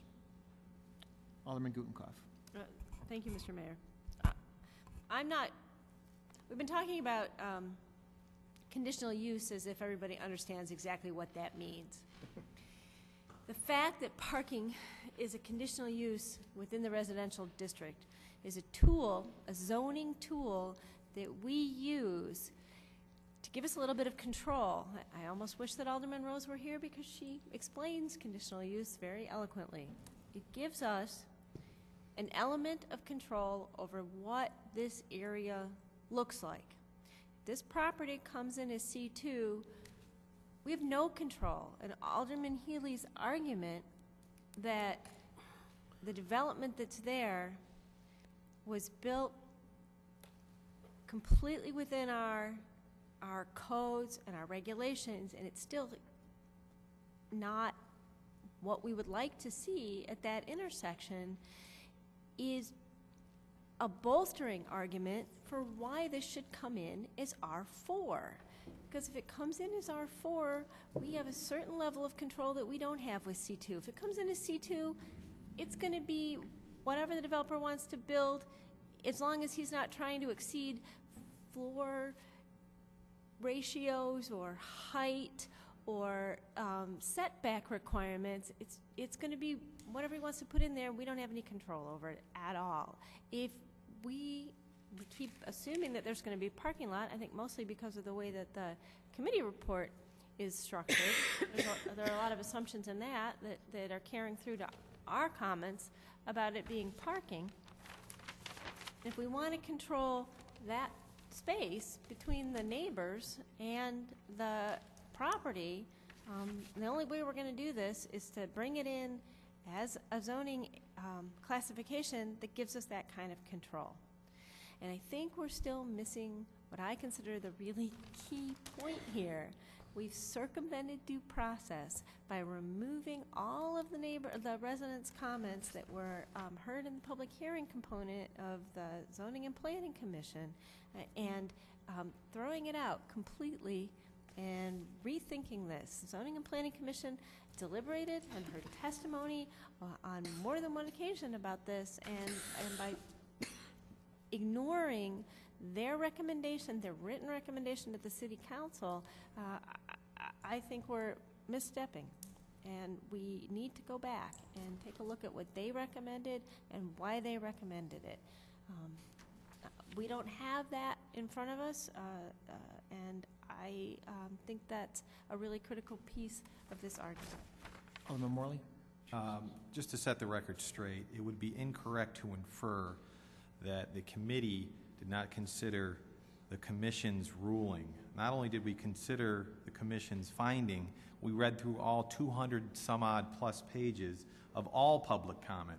So just to reassure the citizens of Elmhurst, people in the audience, and this council, I feel like the committee's due diligence is being called into question, and I find myself in a position to have to defend. I think Alderman Leader would agree that we vetted this process. Yes, we did. And we reviewed the information that was provided to us. And yes, we disagreed with the commission, whose findings is non-binding. I think it gets back to what I'm trying to figure out is why we're trying to exert so much control over the developer. This is about land. This is about zoning of land. The developer is under no obligation. We're talking about the debate, the discussion is about the rezoning of land. That's it. And you can't say that there's no, pardon me. There is control under both as allowed by the zoning code.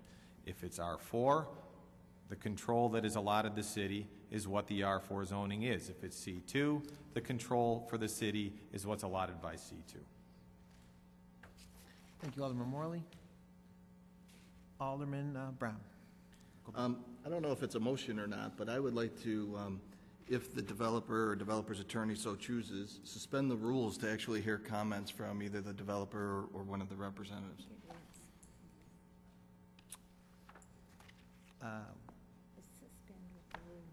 I would disagree with that.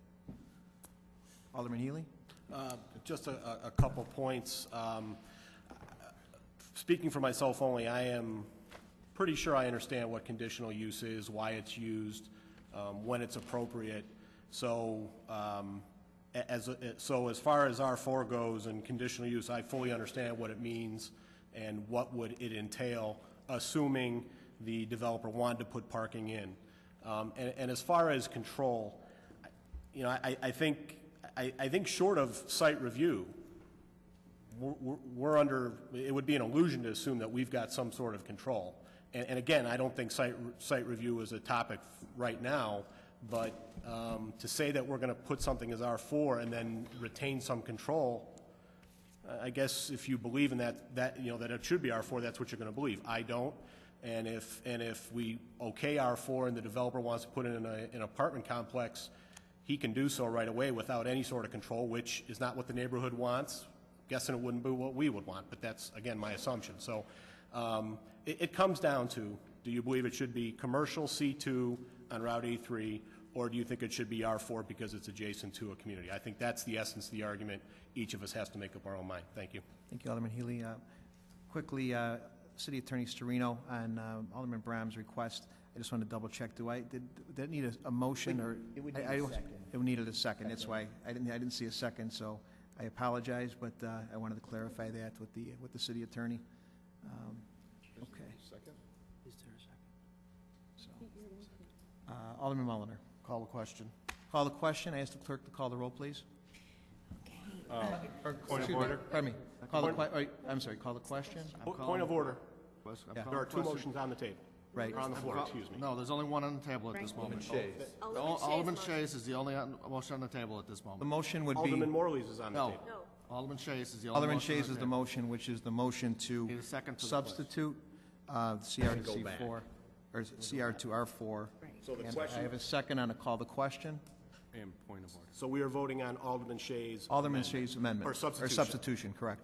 Thank you. Point of order. Point of order. Point of Can order, we once- have the substitution read? I'd ask And Clerk clarified? Spencer to read the recommendation for the substitution from Alderman Shay, please.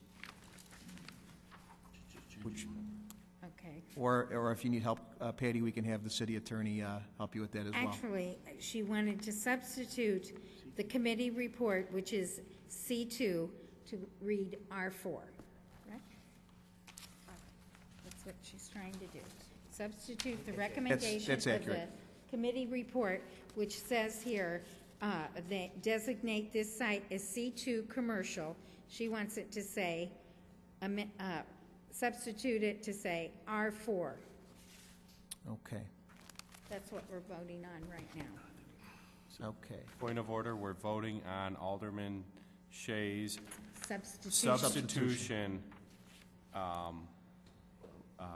amendment. Correct. Point of order. First thing we got to do is vote on calling the question. We have to have a voice vote on calling the question. Okay. And then we can go on with the call. Thank you, Alderman Molnar. That's a good point of order. I'd ask for a voice vote to call the question. All in favor, say aye. Aye. Aye. Anybody opposed?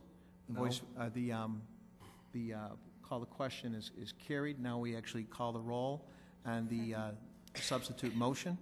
I'd ask Clerk Spencer to call the roll. Shay. Aye. Leader. Aye. Gutenkopf. Aye. Pezza. Aye. Rose. Absent. Bram. Aye. Hipskin. Nay. York. Nay. Nybo. No. Healy. No. Morley. No. Kennedy. Absent. Mulliner. No. Wagner. No. I have 5 ayes, 7 nays, 2 absent. Is that correct? Point of order. 5 ayes, 7 nays. The substitute motion fails. Point of order. Does Rule of 7 apply? No, it does not, Alderman. It does not. So now we go back to the original motion, which is to approve the report. As read. And I'll have Clerk Spencer, do we have any more discussion on that, on this motion that now is the underlying motion, which is to approve CR to C2? Hearing none, I would ask Clerk Spencer to call the roll. Morley. Aye. Healy. Aye. Gutenkopf. Nay. Pezza. No. Shay. No. Leader. No. Rose. Absent. Bram. No. Hipskin. Yes. York. Aye. Nybo. Aye. Kennedy. Absent. Mulliner. Aye. Wagner. Aye. 7 ayes, 5 nays, 2 absent. 7 ayes, 5 nays, 2 absent. The motion to amend CR to C2 does carry. Point of order, doesn't the rule of 7 apply at this point? We Said no? No, it doesn't. It will, of course, take 8 for the passage of the ordinance. For the ordinance. This is just the report. Thank you. And at this point, we do appreciate the public coming out. We do, and we don't want an apartment building built there. That's why I think you're...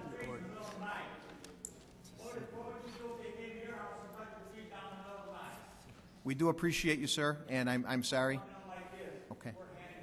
Okay, very good. Next on the agenda is reports and recommendations of appointed elected officials. Item number A, updates from myself regarding the Citizens Finance Task Force. I have a list of 21... Point of order. Oh, Number 7, committee reports? Oh, excuse me, I'm sorry. Oh, I'm sorry. Yeah. I'm incorrect. That's okay. You had me checking there, Michael. How much fun he wants to do to get Yeah, really. I am excited. I'm elated that I have the committee in place. I see a gentleman out in the back there, Mr. Kevin Diamond, who is going to be our chairman. Kevin, if you wouldn't mind standing up and give a little wave to everybody. Kevin Diamond is the chairman of the 21-person committee, task force, that will be looking at our situation, our revenues, our expenses. I am pleased to say that it's a diverse group of folks, men, women, seniors, businessmen. I think we have 6 or 7 CPAs and MBAs of the 21. These folks are ready, willing, and able to dive in and dig in and look at our situation, to give us a perspective from the citizens as to what we in Elmhurst want to see our community look like, and how we're going to get there financially, given the tough economic times that we have. When I ran for office, I said I would partner with the community, and I would take as much community input as possible. I have distributed this list with all of the council people, I'll give you a quick rundown. Kevin Diamond, Scott Levin, David Dyer, our treasurer, will be on this committee. Steve Lubertozzi, Jim Japsik, Melva Walker, Tom Naples, Gina Brigham, Mark Brennan, Paul McClafferty, James Owens Jr., Don Jacobson, Stephen Ray, Michelle Garcia Milland, Georgia Dolan, Kevin Burns, Ed Lavin, Jan Kuzniar, Laura McAdam, Demian Kircher, and David Cook. All of these people are respected citizens of our community. Many of them are long-term residents. Many of them were born and raised in this town. I'm excited to release this list also to the press. These people have been contacted and are aware of their mission, which will be to study our situation financially, along with our staff, Marilyn Gaston and Tom Trozine and City Manager Borchert, over the next several months. And come back to us end of September, early October with recommendations as to things that we need to do as a community and as a board to continue to give services and provide the best in quality to our taxpayers. And again, I ran a quality of life campaign, and I want the citizens of this community to come to us and express to the council what they value and the quality of life that they'd like to see continue in the great city that we call Elmhurst. So I have that in order, and that is released, will be released to all the different press people, Mr. McAllister and Dewey's newspaper and all the different press that is here today. So Mr. Diamond will be meeting and working out logistics with those on the task force, and we'll reach out to them and be meeting as needed based on what you feel is best. I've worked with Kevin with the Elmhurst Children's Assistance Foundation. I've worked with Kevin on the school referendum. He's a non-biased, good person, also a CPA and treasurer of a large insurance agency, knows money, will come in and look and turn every rock until we figure out what we need to do. So I'm very, very comfortable and confident that we've got good people with good sensibility and good compassion for our community watching the ship, as we all are as well. So other updates, I would refer to anybody on the dais that has any other updates. Alderman Mulliner. I just wanted to take a minute and make a comment about the storm that we had a couple of weeks ago. We had a storm on a Friday evening, and I have to say that the city did a tremendous job in responding to it and keeping down the costs on overtime. It took a couple extra days to get the trees out of the area throughout the city because of the fact that we didn't use overtime to get them out of there, but we did clear the streets. The city did a great job on that. But I also want to make a comment about the power problems that we've been having. And we know that that was an unusual event, and it was a storm weather event, but a number of the aldermen plus the city staff have been meeting at this point a number of times with ComEd, especially with the issues of the power problems in the 7th Ward. And ComEd has come back to us and told us that they're going to do a number of different things, and we're expecting a response from them within the next week to 10 days. Pat Wagner and Pete DeCiani and Tom Borch and his staff met with them, as well as myself, to discuss this, to get some resolution to the problems, especially in the 7th Ward. We know there's power problems in other wards, but it seems as if any time there's a storm in the 7th Ward, we lose power. So we want some answers from ComEd, so we've put the wheels in motion to see what we can get done. Thank you, Alderman Mulliner. Alderman Nybo, I know he had a Thank you, Mr. hand Mayor. up. I just had a quick question about the Finance Task Force. I think it's a fantastic idea. I applaud your initiation of the task force. Two questions. Are these meetings going to be noticed, and will they be open to members of the public if they want to attend? I would ask City Attorney Storino. I think as a subcommittee, they're going to have to be published, noticed, and open to the public. Okay, and I think that might be a good idea to encourage anybody who wants to come and observe, the proceedings of the Financial Task Force, that they are welcome to come and observe if they want to. Absolutely. I would encourage that. I would also encourage people, too, to be respectful of the chair of that committee, because we also want to make sure we get things done. But people are more than happy to observe, and I'll let Kevin handle how he handles the public, because constructively we've got 21 people on this task force. This isn't a 6-person task force, but I do respect, and I think the public needs to be aware. But I also want to make sure that these guys really get to dig in and get things done. And having been on several task forces that have made a big difference in this community, I can appreciate that. So that's why I'm looking to the leader out there. And I believe Scott Levin is also going to be the chairperson as well, next to Mr. Diamond. So got really good talent, good leadership, and yes, the public will be known, and I appreciate that. Alderman Wagner had a hand up. Thank you, Mr. Mayor. I wanted to just add a little bit more to what Alderman Mulliner had brought up about ComEd, and it's a little bit of a catch-22 relationship with Commonwealth Edison, and you got to keep your emotions in check because they control the power to most anything that we touch. That said, one of their commitments to come back to us, there's one or two major ones.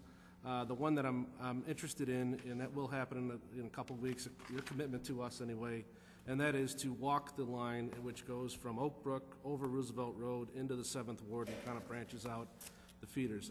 Both Mark and I, Alderman Mulliner and I, will be walking with a ComEd signaled person. They're going to be looking at some of the infrastructure that they have, but as well as the trees and some of the branches that may have not fallen and may be suspect in the next storm that will come. So it's encouraging, but it's also a little discouraging because we had some commitments in the past and they haven't followed through. So I do believe Alderman Mulliner and myself will be on top of the situation. So I just wanted to add that to that. So thank you, Mr. Mayor. Thank you, Alderman Wagner, and Alderman Pezza. Thank you. As long as we're talking about finance, I just wanted to take a quick moment to actually personally thank you, Mayor DeCiani, for our new city attorney. I go over the accounts payable with a fine-tooth comb every time I receive it, and I have to say that I want the taxpayers to know that so far in comparison, I think you did an excellent job in your choice, and we are looking at it's looking as if we are going to be saving quite a bit of taxpayer dollars in comparison to fees, and I thank you for that, and I'm sure the taxpayers would also thank you. So, and we got a fabulous attorney also, so thank you very much. Thank you, Alderman Pez. I'd have to agree 100%. And more importantly, even though the pricing, especially with this financial situation being tough, is important, I think he's just a great guy and a smart individual that's really going to help guide us, and that to me is priceless. So, City Attorney Storino, we thank you for all your help. Anyone else with reports? Alderman York. Thank you, Mayor. I just wanted to make a comment. It seems like just in the past few days, summer has gotten here, but Elmhurst is a character counts community, and we've got a lot of people who utilize the wonderful resources that we have here in town, the parks, the pools, and whatnot, spattered amongst all our wards. And so what I'd like to do is I'd just like to ask the citizens of this community to respect the neighborhoods that they're going into. When they go in to use the parks, they're there for everybody to use. but we need to be cognizant of the fact that people live in those neighborhoods, and our children and people are coming and going there and don't always pay a lot of attention to the traffic and all the parking issues that there are and everything. So I'd just like to have the citizens take a couple extra minutes, slow down, watch for kids, and be respectful and caring of the neighborhoods that you're going into. So, thank you, Alderman York. That's a great point. I also wanted to mention, too, that was noted actually in the paper last week, which I thought was great, the streetscape project in downtown Elmhurst, which is being funded. Our downtown was done in 1991, nearly 20 years ago. Some of the people had called, several of the aldermen, including myself, saying, you know, we're in tough times. Why are we redoing our streetscape? And the press pointed out that there was a $635,000 grant from the Illinois Transportation Enhancement Program that was used to do this project. Balance of the funds came from our TIF funds. We basically had to use this grant money or would have gone away. None of the dollars that is being used to redo our fountain and streetscape in our downtown is coming out of the general fund. So just so everybody knows, we've got good stewards. We've got staff like City Manager Borchert that's are always looking for ways to get grant money. We actually just met with Senator Pankow and the president of Metra, and are trying to get a grant for one of our parking decks, the commuter deck that we're talking about. And so we're always looking for dollars, whether it's from the state, the feds, stimulus money. We're on the hook, or we're on the lookout, and making sure that wherever we can get some free money, we're gonna try and grab it. So and we try and put it in the best places possible to get our return on investment, and where we have to put the money. So in other words, sometimes those grant dollars say you have to put it here, and that's where we're putting it. So just to clear the air. Also, I thought another report I'd like to mention is the one-room schoolhouse and the joint venture between Bensonville. Mayor Soto was good enough to annex the one-room schoolhouse. Is in that process from Bensonville, and it's an intergovernmental community agreement that we're in the process of getting done, so we can get that schoolhouse finished and hopefully opened here soon. And also, he reached out a hand to us for the 4th of July and asked for a small contribution to go in on fireworks, which we did. We did this many years ago to save dollars and give our constituents great services. And again, we did this for the first time, I believe, in about 16 years. We gave $5,000. Mayor Soto spent nearly $50,000. Wooddale also gave staff and personnel to make the event a success. I was at the event personally. A lot of people from Elmhurst were there, even though it was shortly publicized. We tried to get the word out through the Independent and the doings in the press, and as well as our website.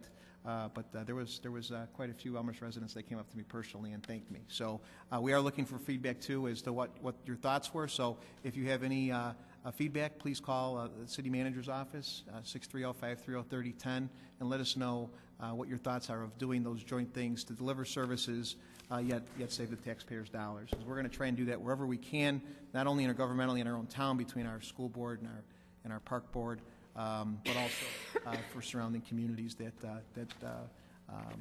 are neighbors to us, and neighbors that we have a vested interest with, especially with the one-room schoolhouse. So. Anybody else as far as reports? Okay. I will then go to item B, financing the 2009-2010 budget and beyond. City Manager Borchert. Thank you, Mr. Mayor. The agenda item is financing the 09-10 budget and beyond, but it's also known as budget review, revenue, and expenses. And pleased to provide this little status report to the mayor and city council, and frankly to the community, and specifically Chairman Diamond and the members of the mayor's task force, and those members of the community that would wish to attend a task force meeting over the next several months. I believe this is a key assignment that the task force will undertake for the community, and would ask that the Finance Committee of the City Council and the City Council be ready for the handoff. My understanding, the task force is going to do its job. They're going to make an advisory report. to come to the committee and to the council. And this community, this team, if you will, of volunteers, the broader Elmhurst community, citizens, this is a wonderful community, a wonderful place. But the time is now for the play to be called and run to identify how next year's budget and beyond will be developed, and what services that will be provided, and how those services will be provided. So if you bear with me for about 9 slides, but a lot of information in those 9 slides. Forward. Currently, the 09-10 general fund is a seriously throttled budget. Actually, the 08-09 budget was throttled. The City Council's plan then was to create some additional revenue through a home rule sales tax and to cut about $1.5 million out of that budget. That $1.5 million was cut, and the City Council passed the home rule sales tax. Didn't generate the $3.2 million. It only generated about $2.7 million.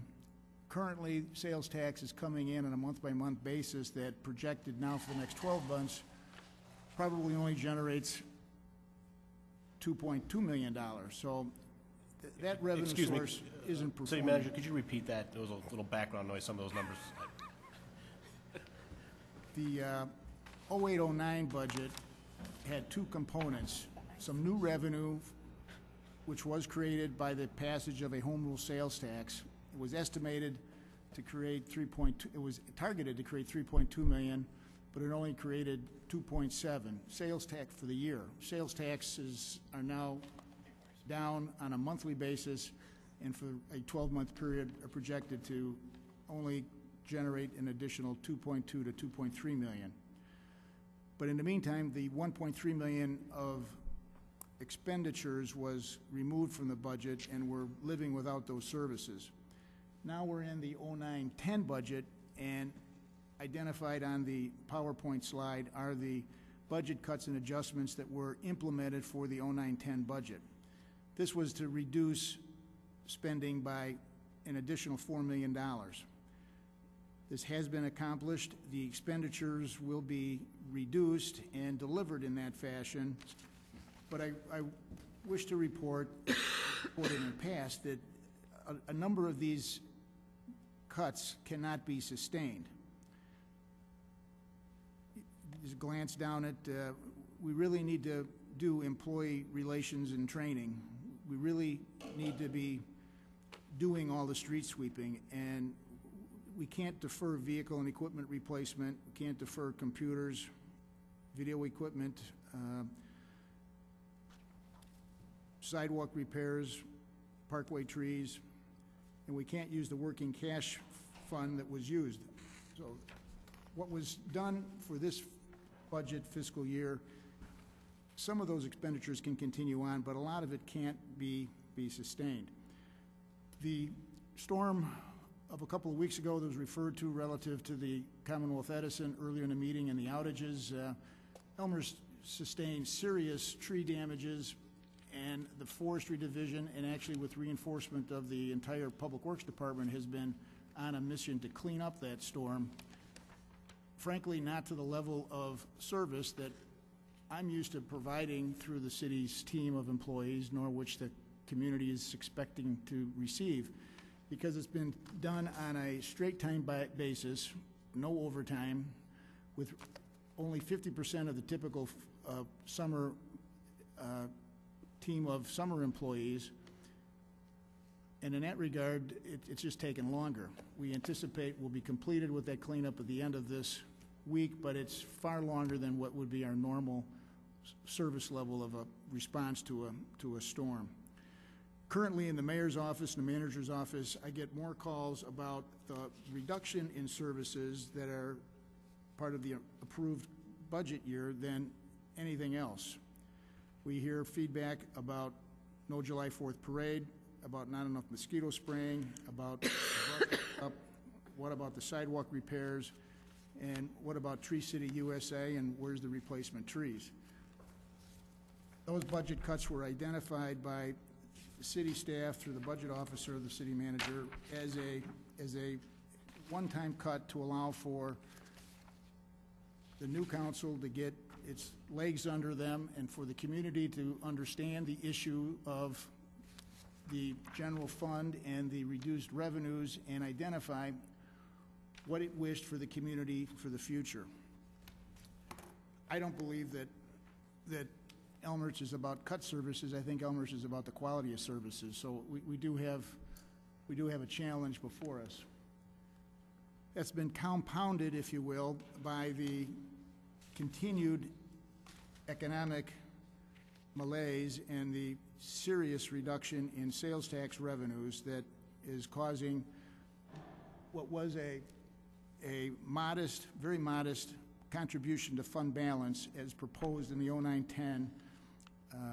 If you look at the 09-10 proposed column, excess of revenues and other sources over expenditures, we anticipated and developed with the budget reductions and with the revenue enhancements that there would be a very modest contribution to fund balance, $109,000.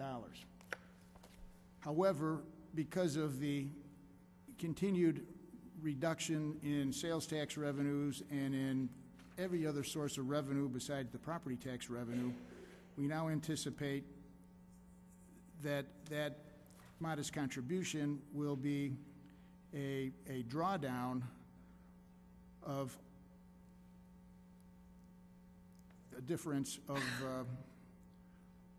$1.6 million. That 1.6 for the estimated 09-10, 1.6 drawdown. When you go back to the 08-09 estimated and 08-09 now revised estimate, which is a near ready for audit number, the sales tax revenues for the tail end of last fiscal year came in so much less than anticipated. We're actually $800,000 more negative in 08-09 than what was first estimated.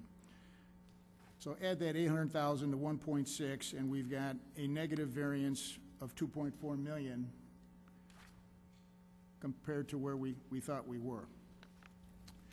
Now, the good news is there's a fund balance that can sustain that can carry that, if you will, as a bridge over troubled waters. As intended, we can get through this fiscal year. We anticipate, again, the 09-10, we're going to continue on. We've made the budget cuts. The council has made the approval of a budget with those expenditures. We're tracking pretty accurately on budget reductions. It's the revenues that are continuing to be a concern. The bridge over troubled waters, if you will, is a bridge that's running out of bridge, however. So we need to be very careful, and I know the task force will deal with that, and we need a plan for what services are to be provided next year and how we're going to pay for them. With that reduction, negative variance as compared to estimated, this is now the current, as of today, projected general fund balance compared to our fund balance range goal as we project forward. And identified the spring next year, the end of this current fiscal year, our revised projected fund balance will be $5.5 million. That's a lot of money, but it's well below the council's prescribed safety, conservative fund balance range goal of 3 to 4 months.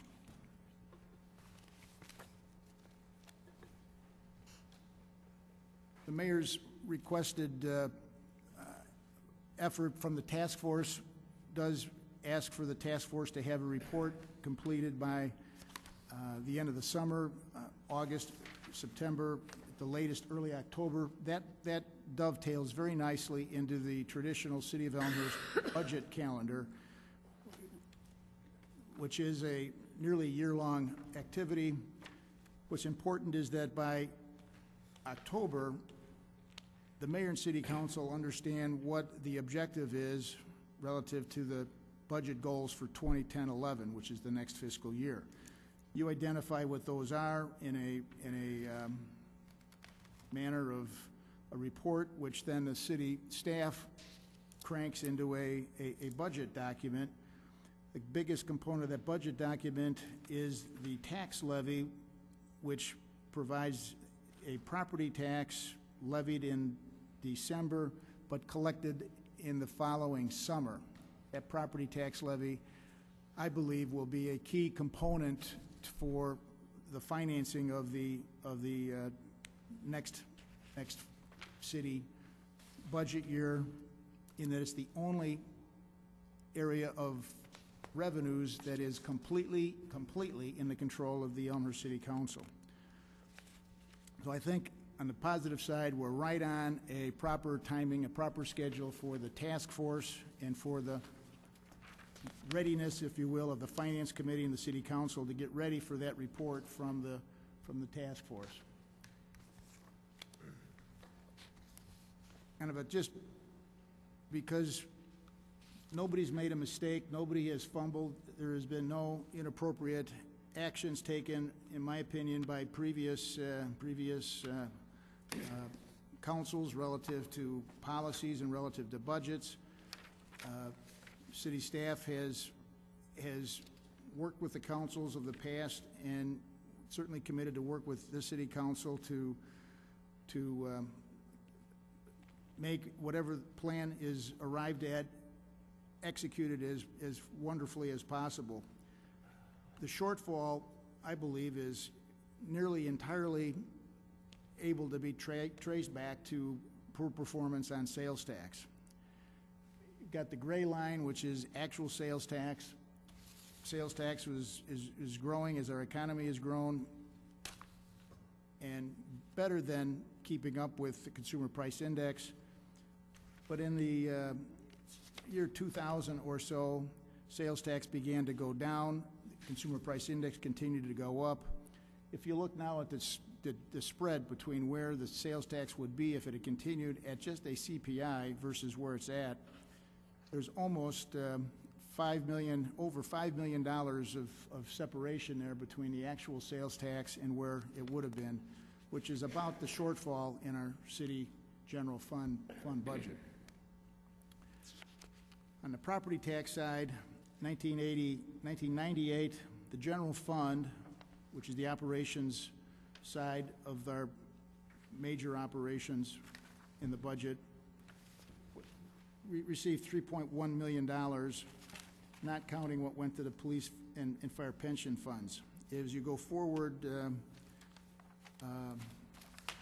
1990, from 1998 to 2009, almost, I think that's 11 years, the general fund is the benefactor of $3,176,000, or only $62,000 more than what it received in 1988, because of a self-imposed holdback on property tax levies to benefit the community, to take advantage and utilize sales tax and utility tax and food and beverage tax and other sources of revenue, and to fund the police and fire pension funds, but to frankly not fund the general fund. And next year, you've heard about how the General Assembly has provided yet again more generous components for the police and fire pension package. The police and fire pension will consume even more of the property tax next year and potentially take away from the general fund, which is what funds the services of the community. Excuse me. Can I ask a question on that last slide? 28 and 22% fire, and police is 28 and fire is 22. Are those actual numbers that we've? Those are numbers that are projected by the Illinois Municipal League relative to anticipated requirements for police and fire pension funds as a result of the loss in assets of the pension fund and as a result of the increased benefits that police and fire pensions require. So the annual contributions to those funds are estimated to go up 28% on the fire side and 22% on the police side. And it says down below, the city levy with an increase of approximately 12%. Is that the assumption there? This would, if there was a 12% increase in the city's property tax, that would hold flat the general fund's ability to use property taxes. It would receive the same, if you look at the bottom line, 2008, the general fund for services received $3.1 million. We anticipate, if these police and fire pension obligations are accurate, that there'll be a need to finance police and fire pensions such that it would require a 12% increase in property taxes just to not decrease what the general fund is receiving, as opposed to increase taxes to the general fund. So this isn't your fault. This is, unfortunately, your responsibility to deal with. The General Assembly has passed this obligation on to cities and villages all across the state. The good news is that as a result of that very, very frugal use of property taxes over 20 or 25 years and very aggressively over the last 10 years, Elmhurst's tax rate has become the second lowest in all of DuPage County, only above Oak Brook, which has no tax levy. And I'm factoring in here apples to apples. In that regard, we're factoring in fire protection district rates where they are in play. Folks in those areas are paying those fire protection district rates. In Elmhurst, you don't have a fire protection district, you have a fire department. So the far right-hand column is the apples-to-apples comparison. As an example, if property taxes were to double in the city of Elmhurst, we would be just above Lombard and below Willowbrook, and that would create $5.8 million more for the city than in 2008, which had just about solved that problem of $4 to $6 million. One stroke, moving Elmhurst up 1, 2, 3, 4, 5 places in the 34 numbers of cities and villages in all of DuPage County, would frankly solve the problem if you want to continue to provide quality services across the breadth of what Elmhurst has been used to receiving.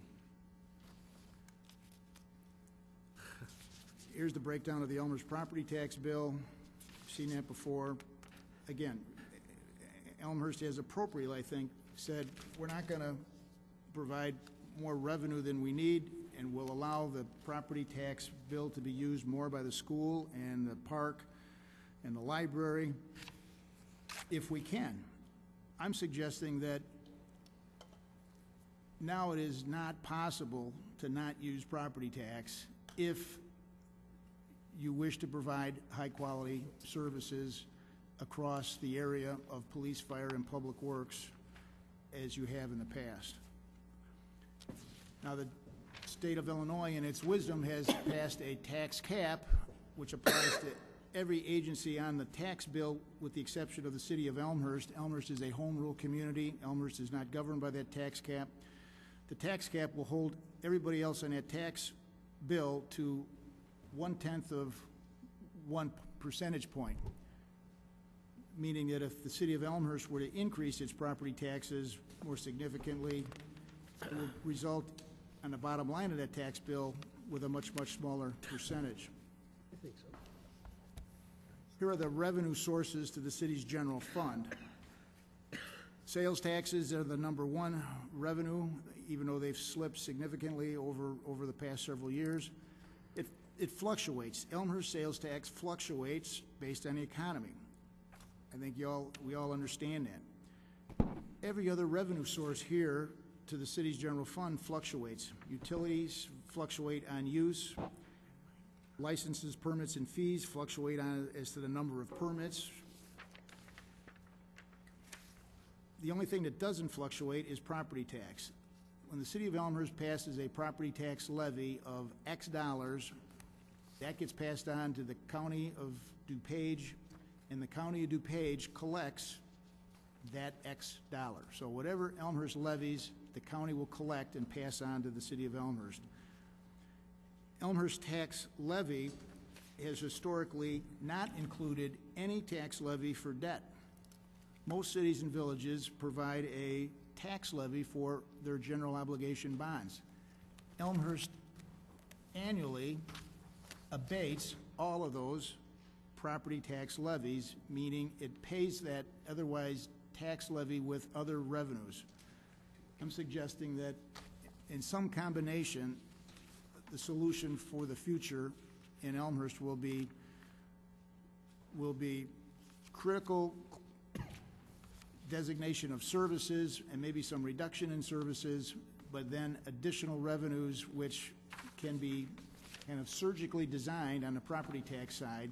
And we got several other sources as well to consider, but a property tax levied is a property tax collected by the city, and as other revenue sources come back, the plan would be, if I understand the playbook from past city councils for the community, would be provide the services that are necessary, provide the revenues to pay for them. If it's property taxes, it's property taxes, but then as revenues come back off the property taxes as you have opportunity. Finally, the city management team has undergone a rather significant analysis with a private side consulting firm, Clearstory Consulting LLC. I was able to, frankly, negotiate with this firm. They're a rather significantly positioned private sector consulting firm, consulting in management and revenue analysis for private side businesses, significant history and success in that arena. But because of the economy and because of the shrinking opportunity they had with private side contacts, they wanted to branch into the public side arena, wanted, if you will, a guinea pig, and we negotiated that Elmhurst would be their guinea pig at no charge. So we got some significant analysis done by a private side consulting firm for no charge. Clearstory benefited from that, and they are now marketing themselves in the public arena as advisors and consultants in the difficult area of budget scenarios and budget cutbacks. The entire report is available for the task force. Copies will be made available to them, and the city council now has that.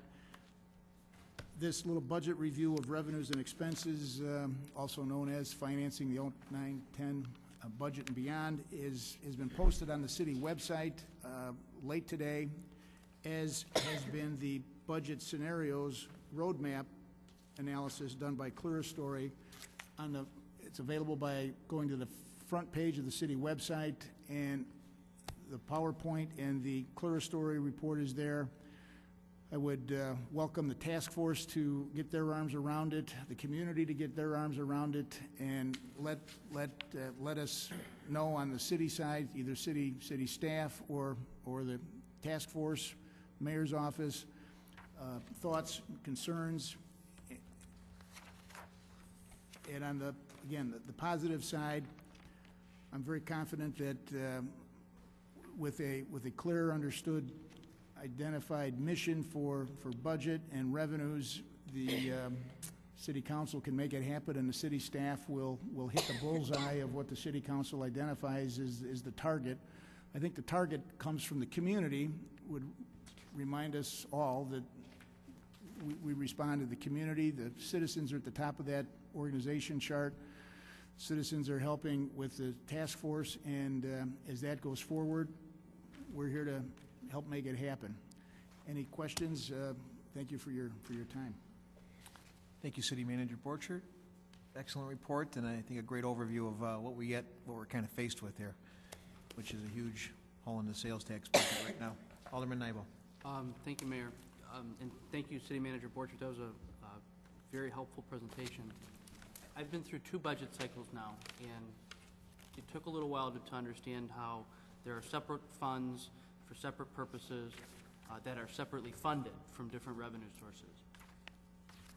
And it occurred to me, you know, those funds are being impacted by the economy in different ways. Some of the funds are being hurt by the economy and the drop in the sales tax, more so and more significantly than other funds. Operationally, wouldn't it be helpful to make sure that all of our funds were being impacted in proportionally the same manner? So rather than having, you know, a 10% drop in one fund, but another fund that is not experiencing a drop, to have it so that the revenue is going into the fund such that both of them are experiencing a 4% decline.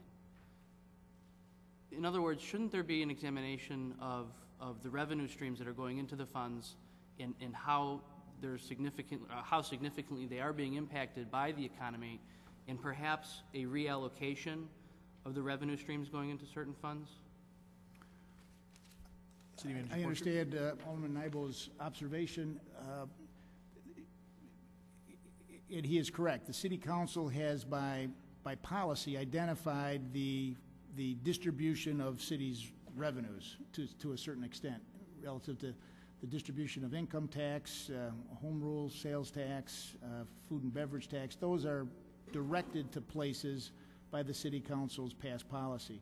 But basically, it's to the general fund or the capital improvement fund. But certainly that will be something that we'll review with the task force and at a later date with the Finance City Council as you wish. Thank you.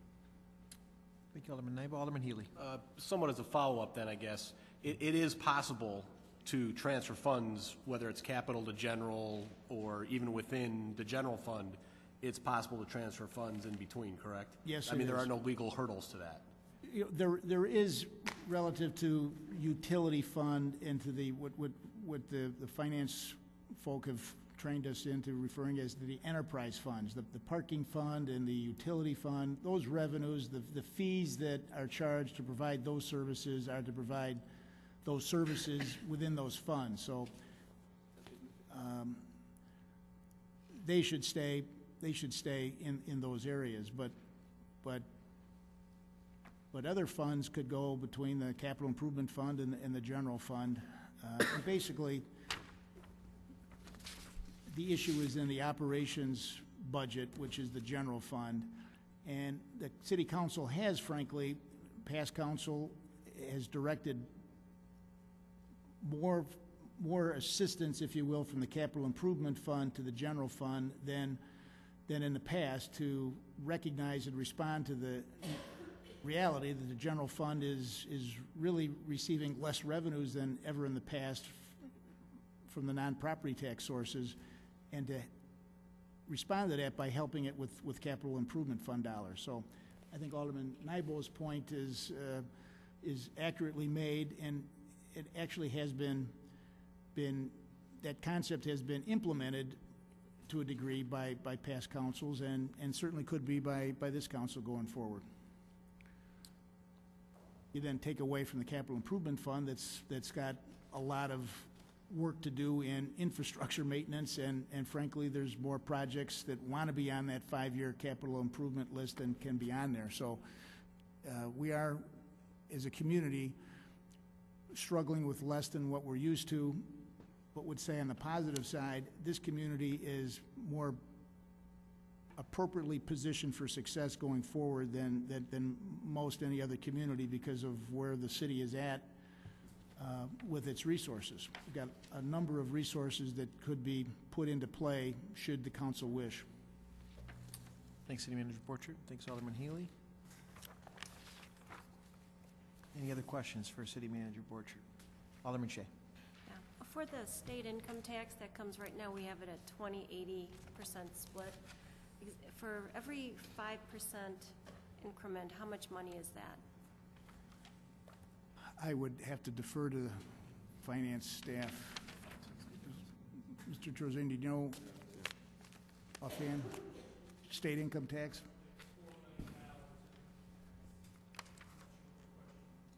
Oh, right now it's 20% and 80%, how we divide it up. What are the dollar amounts for like a 5% increment? Like if we go 75, 25, 200?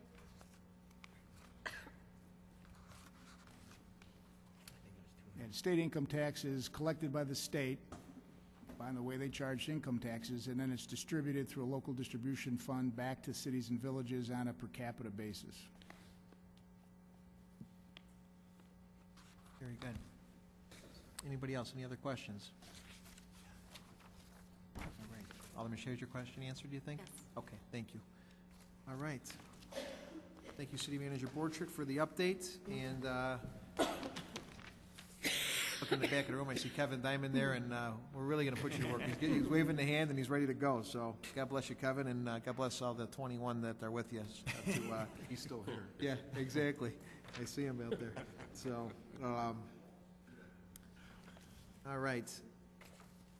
Next on the agenda is item 9. It's a resolution. And I would ask Clerk Spencer to read the resolution, please. Okay, it's R13, R-13-209, a resolution authorizing the execution of an agreement between the City of Elmhurst, Illinois, and Arco Murray National Construction Company, Inc. for preliminary due diligence investigation, preliminary site preparation, including demolition and excavation for the First Street parking deck site, 175 West First Street, Elmhurst, Illinois. Okay. And I would now ask for a motion and a second on this resolution, please. Alderman Hipskin, Alderman York. And any discussion? Alderman Gutenkopf? Thank you, Mr. Mayor. I must say that the accompanying contract that was part of this resolution was one of the best I've seen in the 2 years that I've been here. It was thorough and detailed, and I greatly appreciated the effort by our new attorney in drafting this contract. I think he clearly spelled out and captured some of the concerns that we had at the previous city council meeting and addressed them very thoroughly. The city attorney also prepared a council action summary that describes what we're voting on and clearly identified in the council action summary that we are voting on a no-bid contract. I have a great deal of difficulty with this. We spent a lot of time as a council and in committee meetings discussing what exactly was the nature of our agreement with this developer. At one point we discussed whether or not this was an agreement for professional services, which are handled differently than agreements for construction services. It's pretty clear to me that it's not an agreement for professional services, that this is in fact an agreement for construction services, and because of that, I cannot possibly support our going ahead with approving a contract that doesn't give us the opportunity to seek pricing that's in the best interest of the city budget and the taxpayer funding. And for that reason, I encourage everyone to really think hard about what it means to support something that doesn't guarantee us that we've gotten a fee that is appropriate. And so I cannot support this ordinance or this resolution. Thank you. Thank you, Ms. Gutenkopf. City Manager Borchert. If I may, Alderman Gutenkopf is correct. The bidding which Arco Murray has gone forward with on behalf of the City of Elmhurst is not the bidding that the state statute identifies for an open bid process. However, Arco Murray has bid this through a invitation to bid with those service providers that Arco Murray has a history of working with to provide competitive and responsible bids on the types of work that are necessary for this limited initial scope of work, which is specified in the contract documents.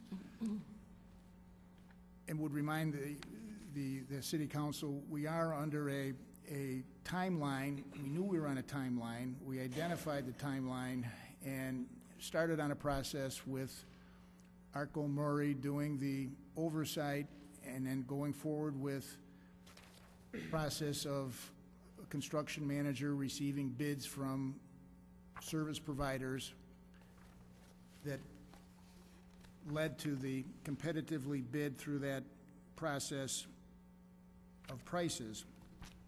Alderman Gutenkauf is correct. It is not the open bidding where anybody could have, that learned about the process, provided a bid.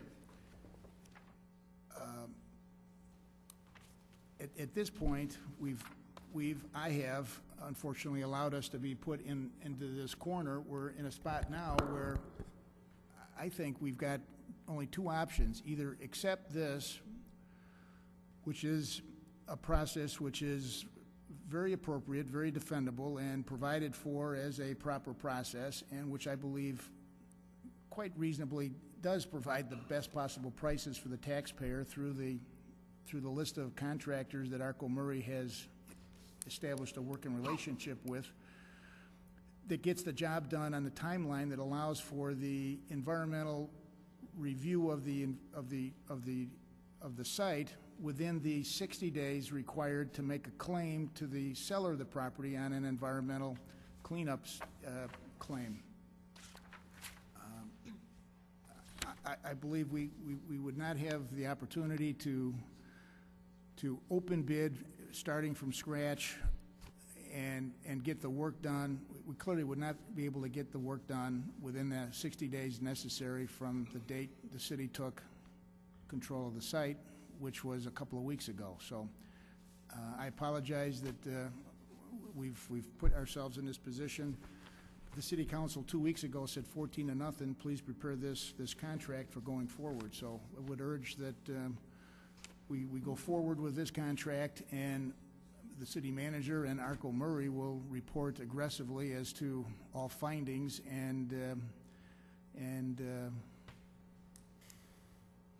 the remaining work is the design and the construction management of a deck, should the city council wish to proceed with that, and that will be vetted by the city council in some process and the Public Works and Buildings Committee at a later date.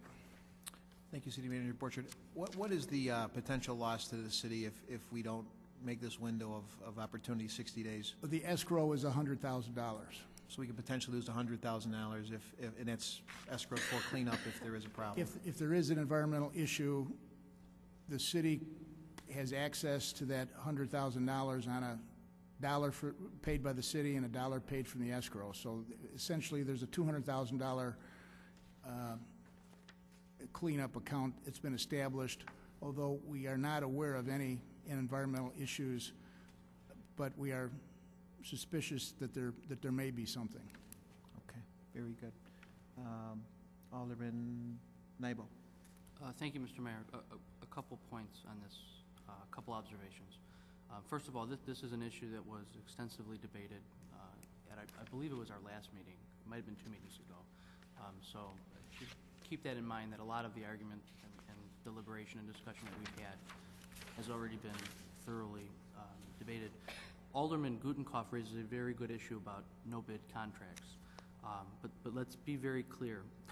First of all, our municipal code, and it's referenced in the city attorney's very thorough memo, it's section 3.20. It says it permits the waiver of competitive bidding for professional services or by a vote of 2/3 of the aldermen holding office. That's 10 of 14 aldermen.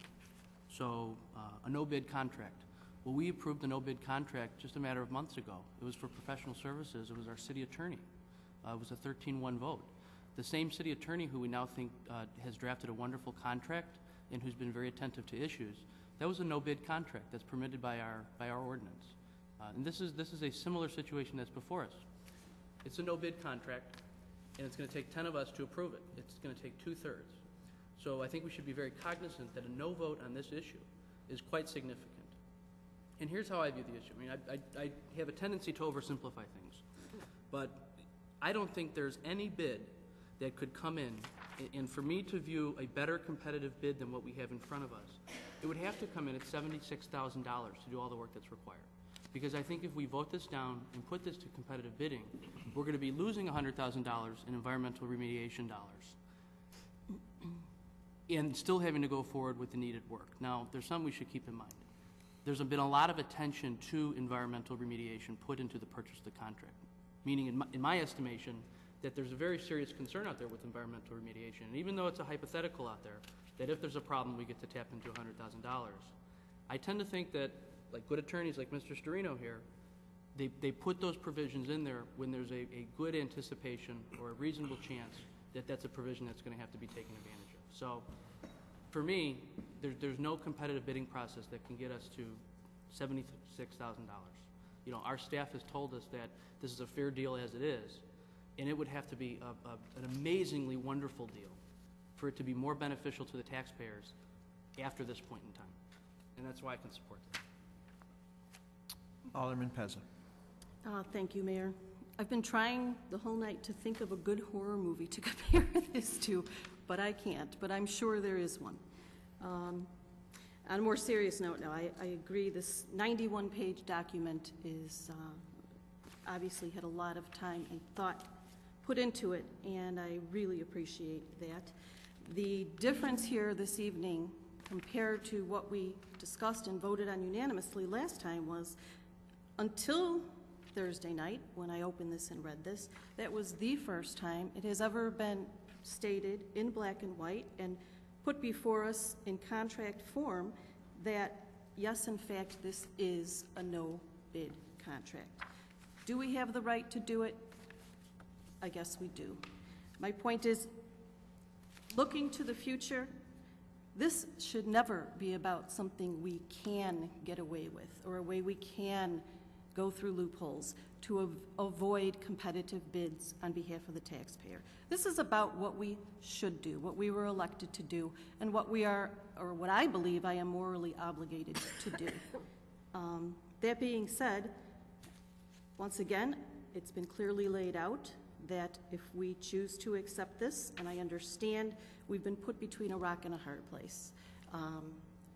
You know, it could be due to past leadership and past agreements that were made. We are now stuck with something.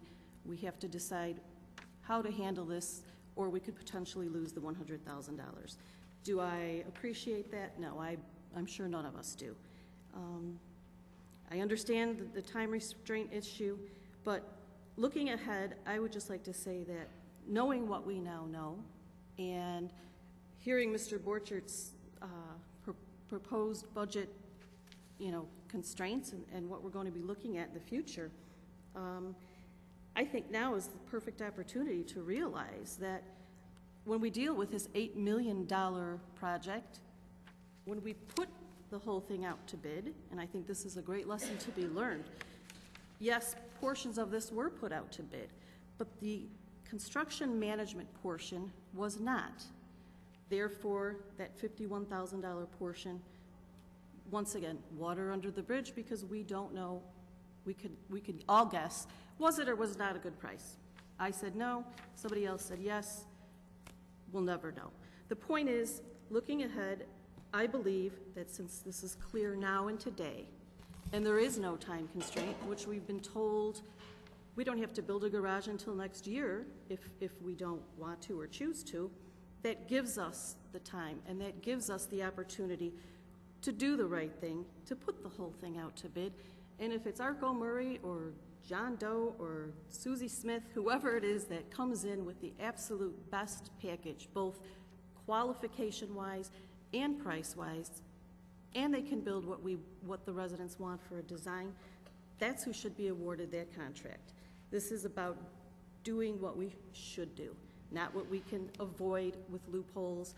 I don't want to be ever put again against a rock in a hard place and be forced to make a decision only based upon that. I think time is on our side, and I'm just looking forward to the next phase where I'm confident that now that we understand what we're up against and how this should work, that with that portion, we can at least expect to do the right thing.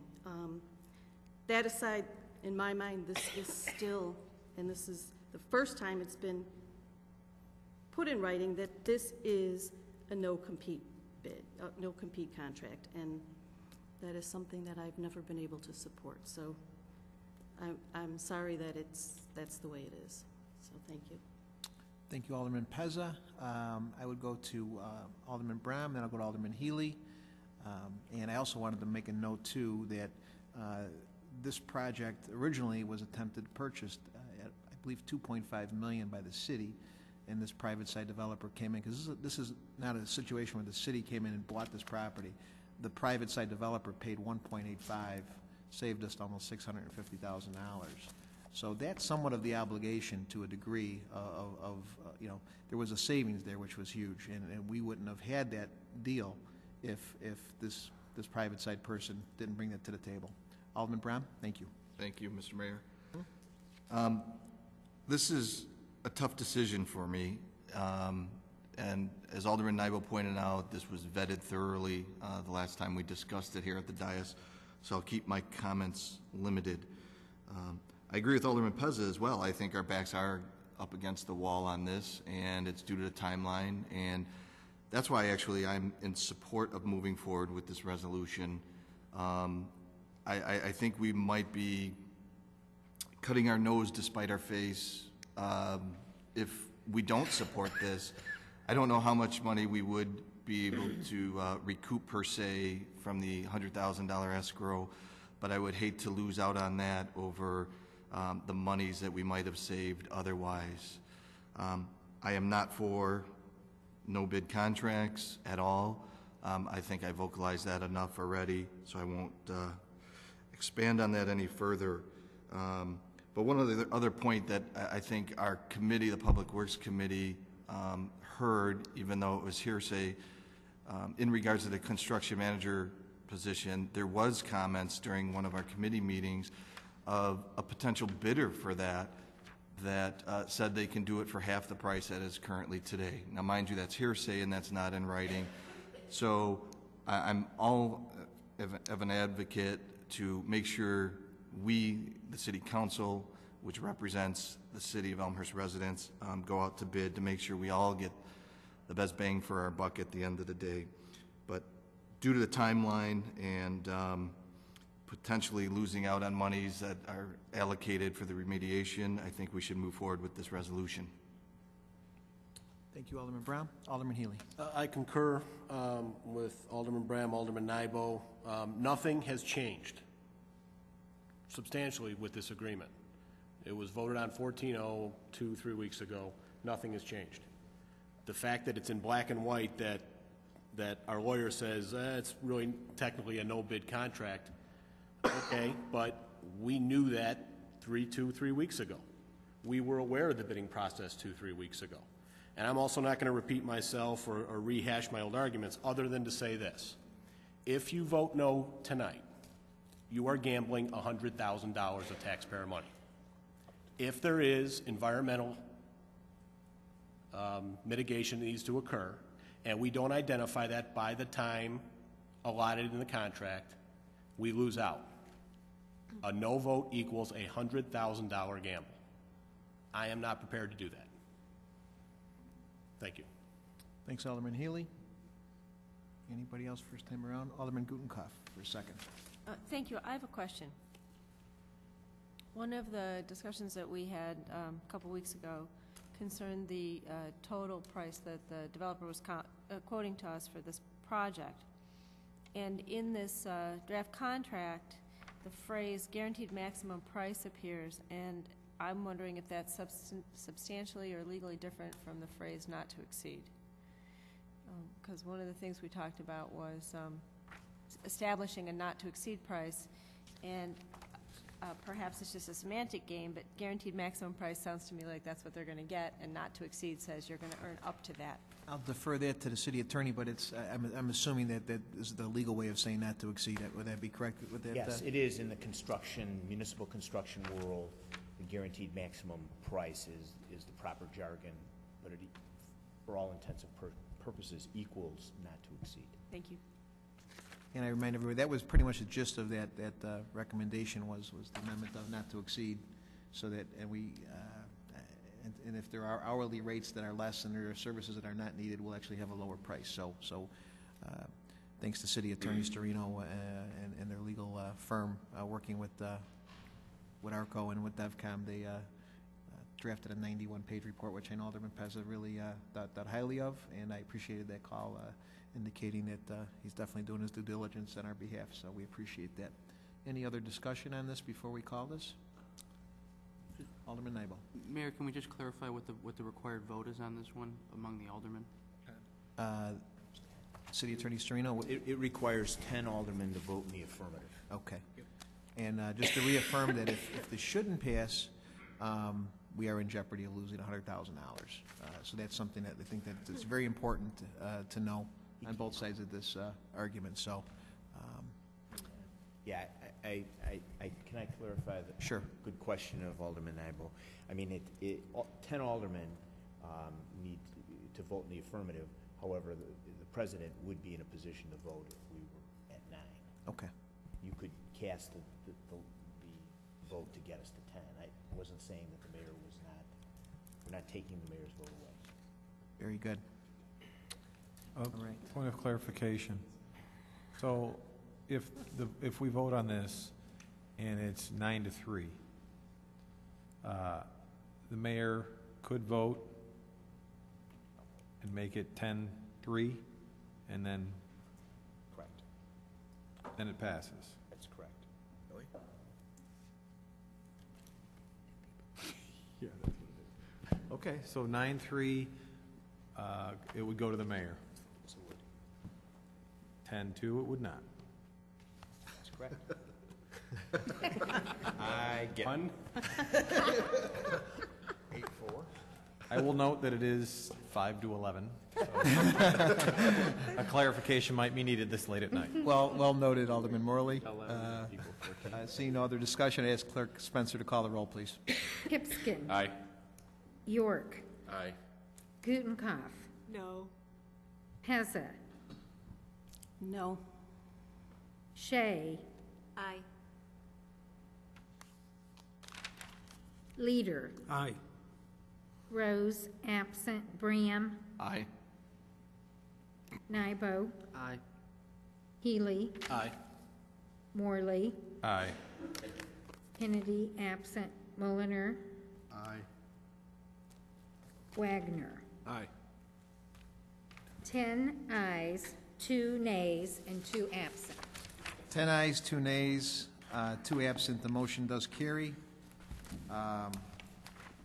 Needed my toes for that one. So, next on the agenda, other business. Mayor? Yes. Could I address the council for a moment? Sure. A few aldermen have asked me, and we are going to, as I might remind you, have a kind of a workshop session in 1 week. Thank you, Tom. But under your provisions of the code, it specifies, and we just had a little short tutorial on it, when the mayor votes and when he doesn't. And Alderman Mulliner asked me, do we need an 8th vote on the issue of the woods and the map amendment? And I responded, no, you do not.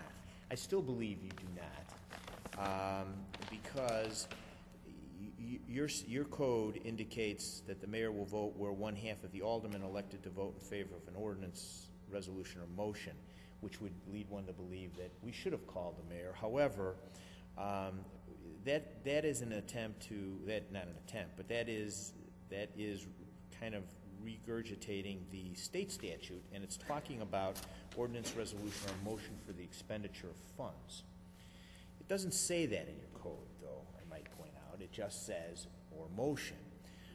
Your code goes on to talk about procedural issues not needing that 8th vote if it doesn't commit the city council to action. Well, you've technically still not committed the council to action, in my view, because you need an ordinance to effectuate this, and that won't be before you in 2 weeks. However, saying all of that, and because Aldermans Morley, Gutenkopf, and Mulliner have all asked me to opine on this, I guess because of the importance of the map amendment, you may consider just simply in the following procedure, somebody who was on the prevailing side moving to reconsider, having that moved and seconded, a voice vote on that would be appropriate, which would put the matter back before you again, that being the map amendment on the woods. You could then call the question on that motion. Assuming 7 of you would vote in favor, we could call the mayor for the 8th vote. And, assuming the mayor was voting on the prevailing side, you'd have your 8th vote. I don't know if that was as clear as mud, but that's what I'm... Thank you, City Attorney Storino. Alderman Mulliner. Your legal opinion is that he did not need to vote? No, it is, because... Okay, that settles it. Okay. It is. I want you to be comfortable, but it is my opinion. Alderman Morley, then Alderman Gutenkopf. I think the phrase that you lawyers, you know who you are, use quite frequently is belt and suspenders. And I would think that a motion to reconsider would give us the belt and the suspenders. The question I would have is it a requirement to go to that length, or for the record, could we just get the mayor's vote? I would be... It would be out of sequence. Okay, well then I, when it's appropriate, I would be more than willing to, since I was on the prevailing side, motion to reconsider this specific issue. Appropriate now? Motion to reconsider the thing that I threw away. I've been waiting to vote, so I'm excited. Motion to reconsider case number 09P-03, Real Estate Elmhurst LLC request for map amendment. We have a motion, looking for a second. Alderman Nybo seconds that motion. Then we need to call the question. Just all in favor of voice vote. All in favor of the reconsider motion? The reconsideration. Oh, okay. All right. The reconsider motion would be a voice vote. All in favor say... We're approving... Point of order? Yeah. What are we approving? We're approving a motion to reconsider... Just to reconsider, so we can bring it back up. Before you, Yeah. Okay. Just to put the matter back in front of the council, and a voice vote is appropriate. Thank you. Just want to make sure. So all in favor, voice vote, say aye. Aye. Aye. Anybody opposed? Okay, that motion carries unanimously. And Should be a motion to approve case number P03, committee report request for map amendment. Alderman Morley with that motion? I motion as stated by city attorney. All right. And I ask Clerk Spencer to call that, need a second, Alderman Mulliner. And we'll restate the motion, and then we'll call the roll if you could. Patty, thank you. Is that okay? Restate that for me. A motion to approve case number 09P-03, Real Estate LLC, request for map amendment. Item number 7A. I guess motion to approve the committee report. And to clarify, this would be zoning the property C2. Yes. Going from CR to C2. Good. Okay. Good question. Sorry. What are we doing? The original vote was Alderman Morley, I know, but Alderman Morley voted, or motion to accept the report. I seconded. We voted. It passed. How is that different than what we're doing now? Because it's not. Because there's a rule of requiring 8 votes on any final dispositive matter before you of an ordinance. And you're going to see this again, and presumably 8 of you are going to vote in favor of it. But there was a clarification that maybe we ought to get 8 affirmative votes tonight on the committee report. And as Alderman Morley very aptly said, it's probably more belt and suspenders than we need, but it certainly won't do any harm. And your legal opinion was we don't need to do it, but we're doing it just We're doing it for belt and suspenders. Right. He said it wrong. Alderman Mulliner, I'm sorry. Just to clarify why this became an issue is because we've used the rule of 7 for years, and the rule of 7 is a situation where if there is a vote that comes in favor and it ends up with a 7, we always have had the mayor vote. And it's just been something that we've traditionally done because of the way the ordinance was written, and that was the interpretation of the former attorneys. This is it's a change for what we've been doing, so we needed some clarification on it. So basically what we're doing is we're going back to what we did before, just this time for the belt and suspenders issue. Just because. Okay? Okay. So, I'd ask Clerk Spencer to go ahead and call the roll. Morley, Yes. Mulliner, Aye. Gutenkopf, No. Pezza, No. Shea, No. Leader, Nay. Rose absent, Bram, No. Hipskin, Aye. York, Aye. Nybo, Aye. Healy, Aye. Kennedy, absent. Wagner, Aye. 7 ayes, 5 nays, 2 absent. But now you call the mayor. A mayor? Yes, I would vote aye, and I would also like to, 8. because now I finally have the ability to weigh in on it, my decision. I vote aye because I think C2 is the proper zoning for that area. It's the, I believe, the second busiest intersection in the state of Illinois. And it also guarantees a buffer for the residents. And I am concerned about those residents. I grew up north of North Avenue in that area, not in Growy Woods, but just east of there. And even though I know that they wanted R4 because they felt they were more protected, I felt they were less. An apartment building on that corner, to me, would not be proper zoning, and it's the potential downside to giving an R4. So with all due respect to the folks that were on both sides of this issue, I think C2 is the most appropriate and also gives us the most protection for the residents. Thank you. And thank you for Alderman Morley and Alderman Mulliners to make sure that we're doing things properly and on top of things here. All right, so we are at item 10, A, which is bids for interior renovations and washroom facilities, one-room schoolhouse. I refer to City Manager Borchert. It's a report that should go to the Public Works and Buildings Committee, as should B go to the Public Affairs Safety Committee. Okay. And we don't need a vote on that? That would, those reports, or do we need a motion? Generally move it as your practice. I'm not sure if you do generally move it. Motion to refer to the Public Works and Building Committee would probably be in order, and a voice vote would be okay. Okay. We are motioning, I need a motion and a second. Alderman Mulliner, Alderman Gutenkopf, to move this to committee, to Public Works and Buildings. You can do this by voice vote. All in favor? Aye. Anybody opposed? Motion carries unanimously. Item B, need a motion and a second to amend the cooperation agreement between the City of Elmhurst and the Elmhurst Heritage Foundation. Refer this to Public Affairs and Safety. Alderman Mulliner, Alderman Morley. All in favor? Aye. Anybody opposed?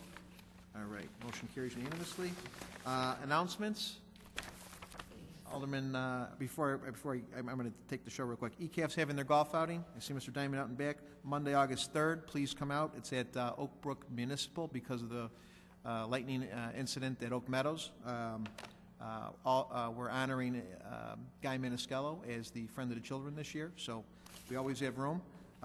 Also wanted to mention the 4 on the 4th was a very successful run, over 1,000 runners. Thank Community Bank for that sponsorship.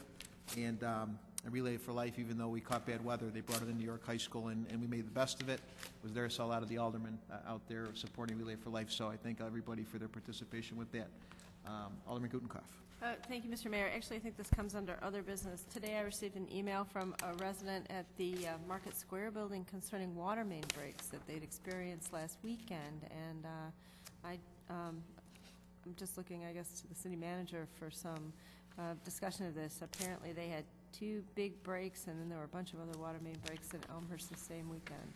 Yeah, there was a large 18-inch water main break on 2nd Street between York and Addison. I was not aware of any issue with any of the private properties. There was a lot of water, and I will look into the matter relative to the condominium. I don't understand what would have caused a problem there with the water main break on 2nd across from Starbucks, unless there was a second water main break. But there was some water issues with the water system last week. We'll look into it, and we'll get back to them, and we'll report to the council. Thank you. All righty. Anybody else? Alderman Pezza.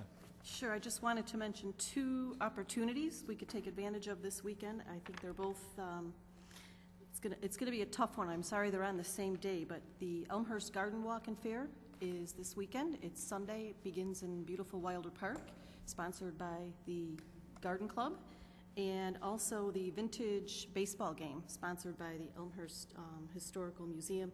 Great way to support our museum.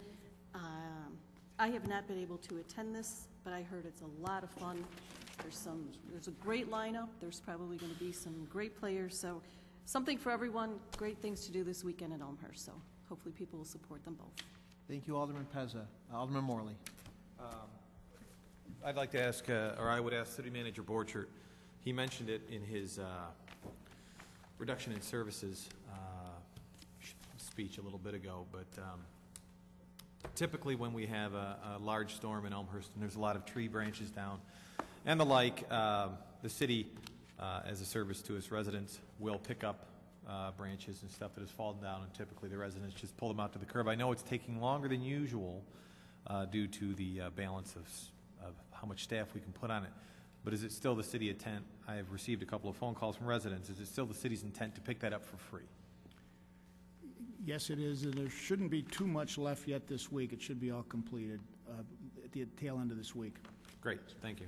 Thanks, Alderman Morley, and thanks to our city staff, our Public Works Department, who worked tirelessly throughout that storm. Nothing but compliments from constituents. We were out in force. We spared no expense, even though money's tight, to make sure that trees were off the streets. Alderman Mulliner, Alderman Wagner were physically out there themselves, pulling shrubs off streets and sidewalks. So I think all of our aldermen and our clerk and treasurer. I know I field a lot of personal phone calls. People came by my house with issues. I know many of us had the same.